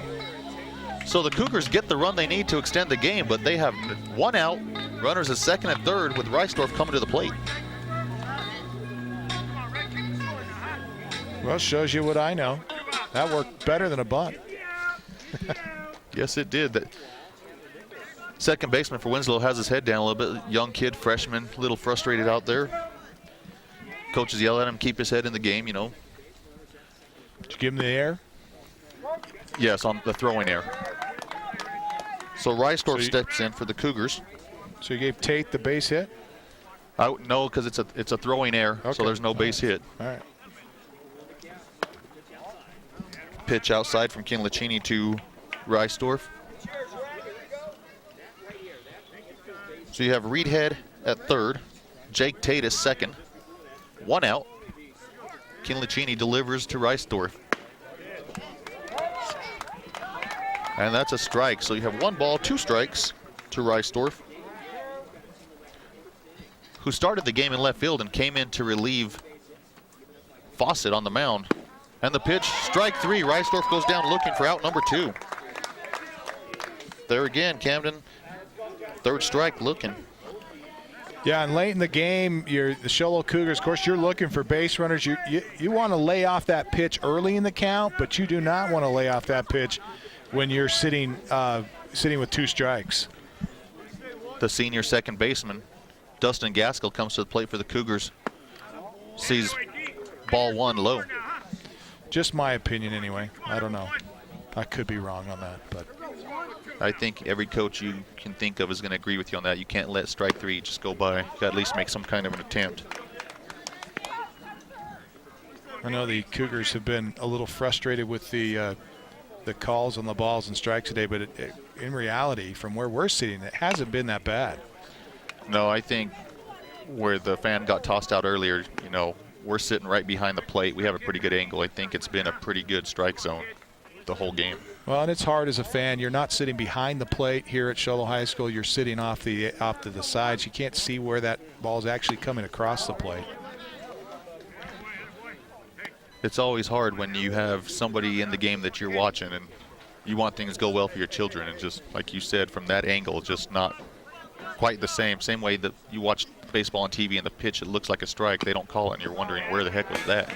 Right there, that's a great example as Gaskell fouls off his that what would have been a potential called third strike. So Gaskell in there with a 2-2 count. Kinlachini delivers and watches ball 3. Now that one out over that edge again. It may be a little bit further out, but more importantly, it was low. So that one, good call as well. Good no call. Full count. Gaskell sees the pitch. Here it comes, and he swings. And like you said, Camden just fouling it off, trying to find a pitch he likes that he can hit hard. Now, we mentioned off mic in between innings that Gaskell has not seen a lot of pitches today, but he's having a good at-bat here.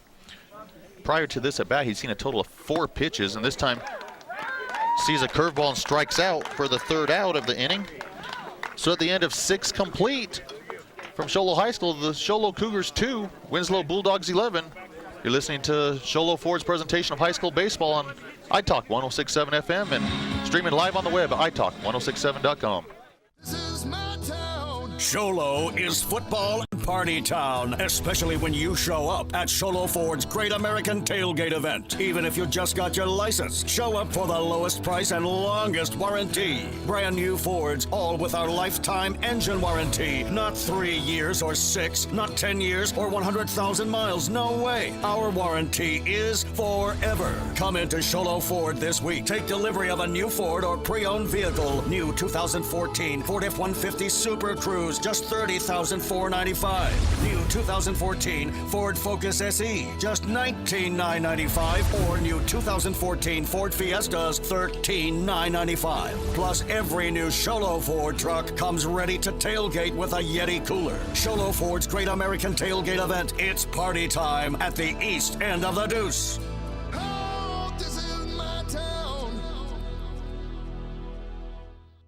Smile, love your smile.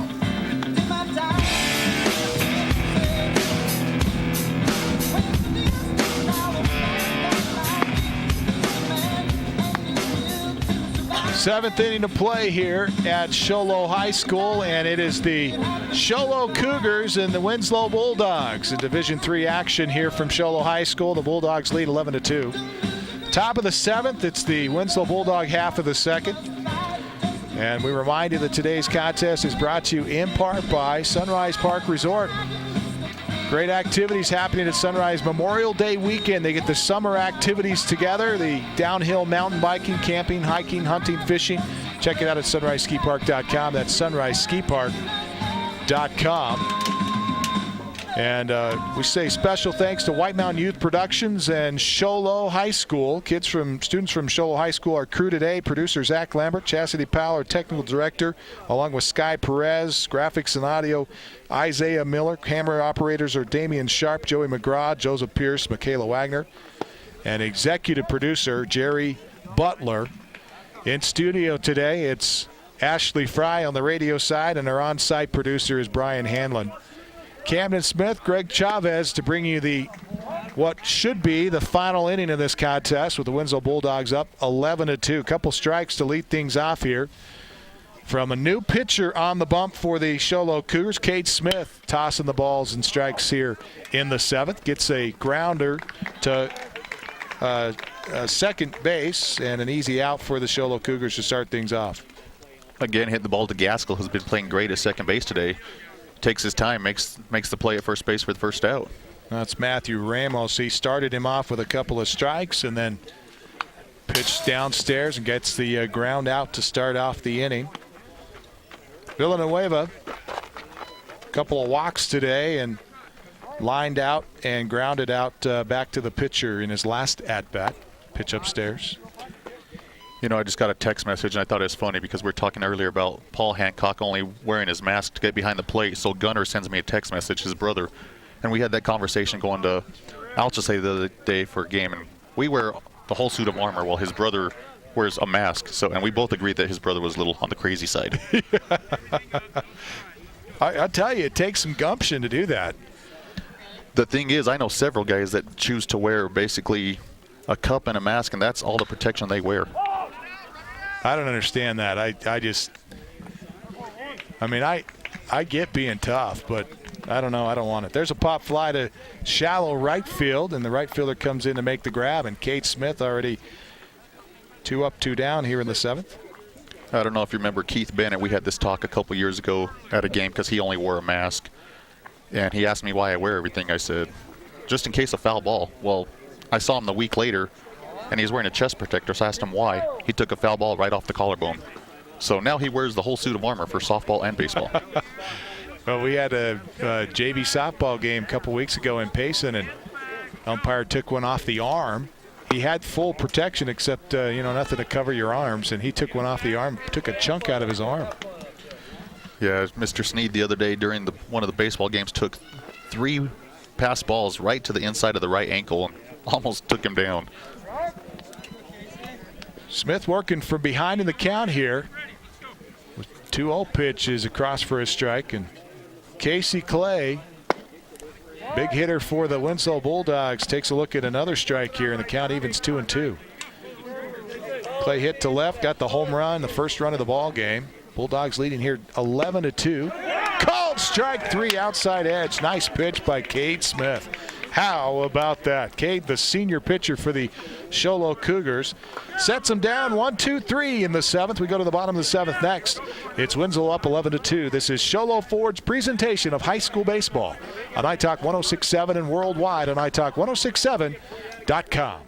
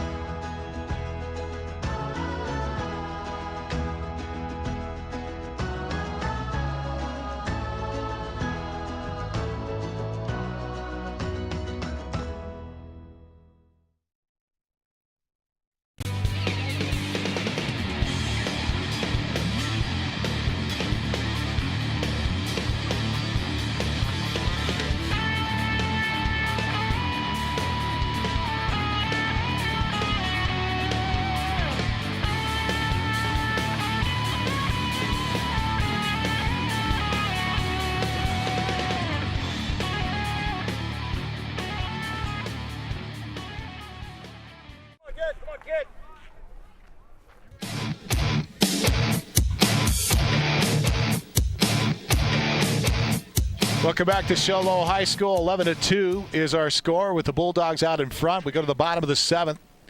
Cougars trying to stay alive here. And first pitch swing and a fly ball to right field. Right fielder going to battle the sun, makes the grab, and there's one away as the Show Cougars. Garrett Means retired by the pop-up out to right. So Garrett Means, first out of the inning. Means has been on twice today. Got a couple of stolen bases. Came around to score back in the 3rd, and maybe sitting down for the final time here today, as we see Jace Brewer foul one off the third base side. You know, when we ended the last half of the last inning, you saw the same thing from Casey Clay that we've been talking about the Cougars. Pitch on the outside corner, watches it go by, and Copeland rings him up for the strikeout. Yeah, and you just can't do that. This one bounces back. Ken Lacini's been on the bump all day here for the Bulldogs, and he's gone the distance so far as he bounces this one in the dirt for ball 1. Fastball low and away. Probably thrown a lot of pitches, but I think he's going to get this complete game, which is good for the Bulldogs.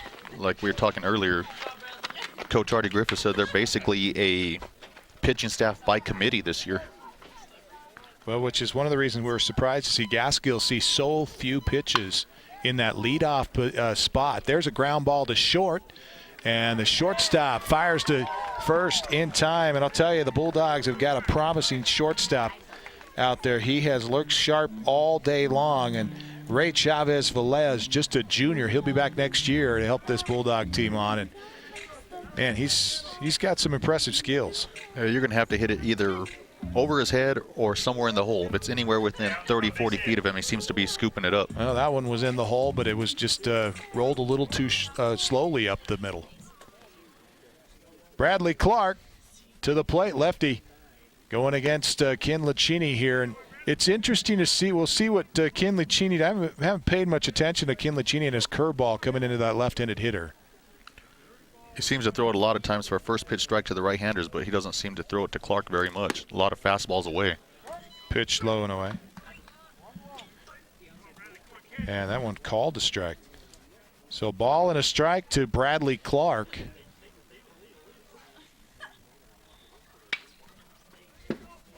Fouls this one off. Is that the curveball? That was a curveball that he fouled off, and you have a photographer over there that's taking pictures, and here's the ball whiz by his head and hit the dugout behind him, and kind of just like, whoa.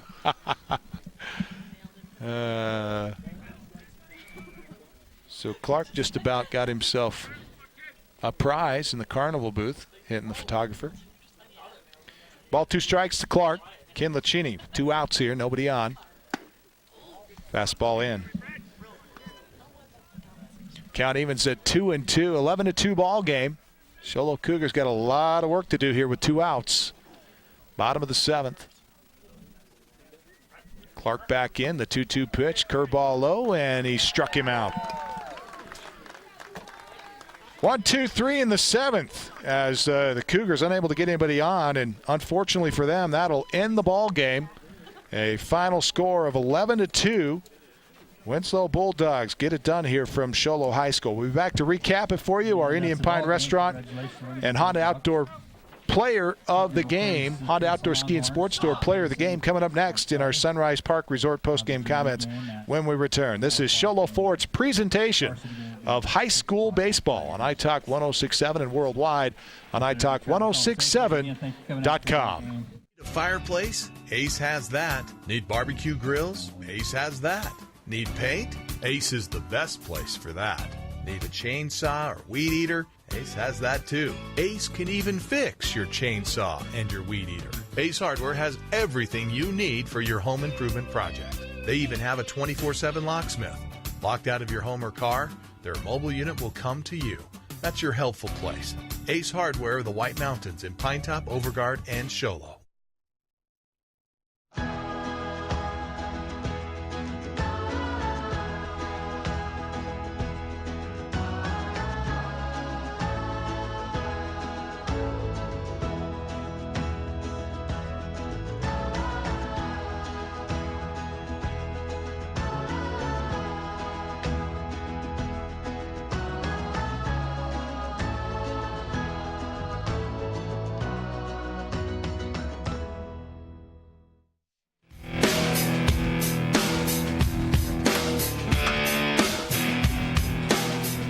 Welcome back. Show Low Cougars fall today to the Winslow Bulldogs 11-2. The Dogs come into town and take away a potential here for the Show Low Cougars, who are fighting to try to stay in the playoff contention. Top 24. Top 24 teams go.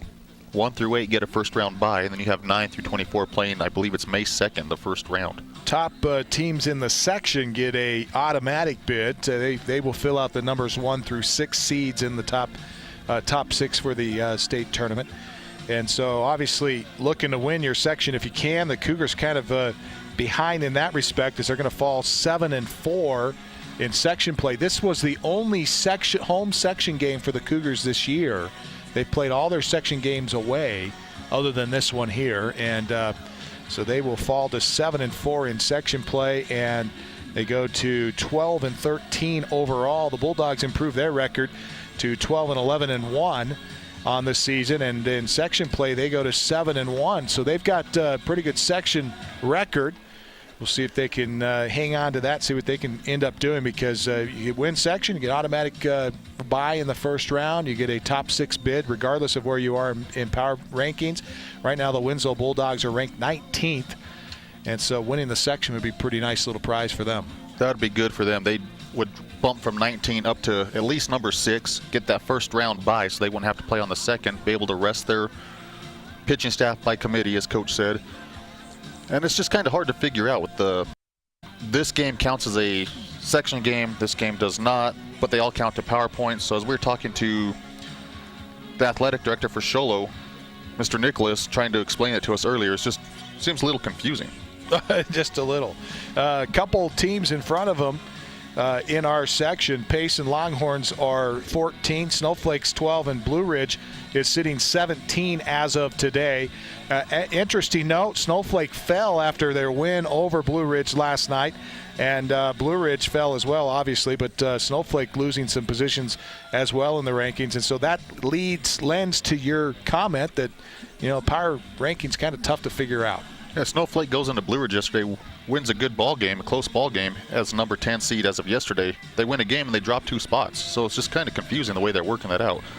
And with today's standings, if you look at it, which for me, we've seen a lot of White Mountain baseball. I get to go down south this week and go to umpire tournament in Morenci, and I'll see number 3 Wilcox and number 9 Thatcher. So it'll be interesting to see some other teams from the south play this weekend. Yeah, South pretty tough this season, and so we'll see how those games pan out. And of course, playoff play is just a week away at this point, about a week and a few days. Next weekend, we'll see teams starting to travel down there unless you get that first round bye. For the Show Low Cougars, they're just hoping to make the playoffs at this time. And for the Winslow Bulldogs, this, of course, was a pretty good win for them. We want to say thanks to our video sponsors here tonight: Ace Hardware of the White Mountains, Mountain Mobile Auto Glass, Sunrise Park Resort, Show Low Ford, and a new one, Beeler Orthodontics. We say thank you to them for signing on and supporting White Mountain youth sports here, and especially our baseball teams from around the mountain, baseball and softball, presented by Show Low Ford. Once again, we remind you this is the Sunrise Park Resort halftime. Post-game show brought to you by the Sunrise Park Resort. They've got a whole host of activities happening up there at Sunrise. It'll begin Memorial Day weekend. You want to check it out at sunriseskipark.com. They'll have plus a whole bunch of fun stuff that they've got planned. You don't want to miss it. It's going to be a lot of fun this summer. Scenic lift rides, downhill mountain biking. They've got the camping, hunting, and fishing going on, horseback riding. A lot of fun out there at the Sunrise Park Resort. Check it out at sunriseskipark.com. That's sunriseskipark.com. Time now for our Honda Outdoor Ski and Sports Store Player of the Game, brought to you by the Honda Outdoor Ski and Sports Store. For the best selection of hiking, hunting, fishing, and camping gear, you'll find it on the mountain at the Honda Outdoor Ski and Sports Store, south of Pine Top on Highway 260, just before you get to the Honda Casino. And we always struggle when we pick this one, but I'll tell you today it was a pretty clear choice, Greg. Yeah, I think so. And after watching the game today, looking at the scorebook, during the break, you and I talked about it, I think it's a pretty clear-cut decision for us. Our choice today is the shortstop, the junior shortstop from Winslow, number 4, Ray Chavez-Velez. Young man today went 5 for 5, scooped up everything that was hit within his vicinity. and just played a heck of a game backing up his pitcher, Kinlachini. Yeah, I absolutely love his play. We commented a little bit about his play defensively today. The kid's got some really good skills there at shortstop. He's fast. He knows when to charge a ball, and he can throw on the run. We saw him throw on the run a couple times today. Very impressive play at short. And as you mentioned, his bat today was pretty hot. Yeah, he was seeing the ball well today. Everything that they threw at him probably looked like a beach ball because he was right on every pitch thrown. Everything he hit was solid. There were no cheap hits for this young man today, and just did one heck of a job. Ray Chavez Velez, the junior shortstop for the Winslow Bulldogs, our Honda Outdoor Ski and Sports Store player of the game, brought to you by the Honda Outdoor Ski and Sports Store. For the best selection of hiking, hunting, fishing, camping gear on the mountain, go out to the Honda Outdoor Ski and Sports Store. You'll find them south of Pine Top, on Highway 260, just before you get to the Honda Casino. We say once again, special thanks to our video sponsors, Ace Hardware of the White Mountains, Mountain Mobile Auto Gloss, Beeler Orthodontics, Sunrise Park Resort, and of course, Sholo Ford. We say thanks also to our student producers today, those that gave you the sights and sounds available at italk1067.com. Hopefully here coming up momentarily, we hope to have that game up and ready for you to watch. Also available on Channel 56, City Force TV, which has moved to Channel 56, will be replayed again on Mondays and Fridays at 7 o'clock at 1:30 p.m. You can catch this game next week on Channel 56. That is Sholo TV. Our producer today, Zach Lambert. Our technical director, Chastity Powell, Sky Perez, and then our graphics and audio, Isaiah Miller. Camera operators, Damian Sharp, Joey McGraw, Joseph Pierce, and Michaela Wagner. Our executive producer, Jerry West. On site today, it's been Brian Hanlon, and back in the studio, Ashley Fry doing it for you on the radio side. For Greg Chavez, I'm Camden Smith, reminding you the final score here from Sholo High School. The Sholo Cougars win it 11-2. Don't forget, we'll be back next week. In fact, we'll be right here as the Snowflake Lobos will travel to town, and the Sholo Cougars will try to get a win here against the Snowflake Lobos, hopefully improving their power rankings before they get to those final games here before playoffs. Actually, that may be. I'm not sure if that's their final game. I think that may be the last game. Maybe their last game, last chance to improve their record. It would be a big win for them if they can get the right now section leader Snowflake Lobos here at Sholo High School. Don't forget, tune in. It'll be a 4 o'clock first pitch. We'll have the pregame for you at 3:55.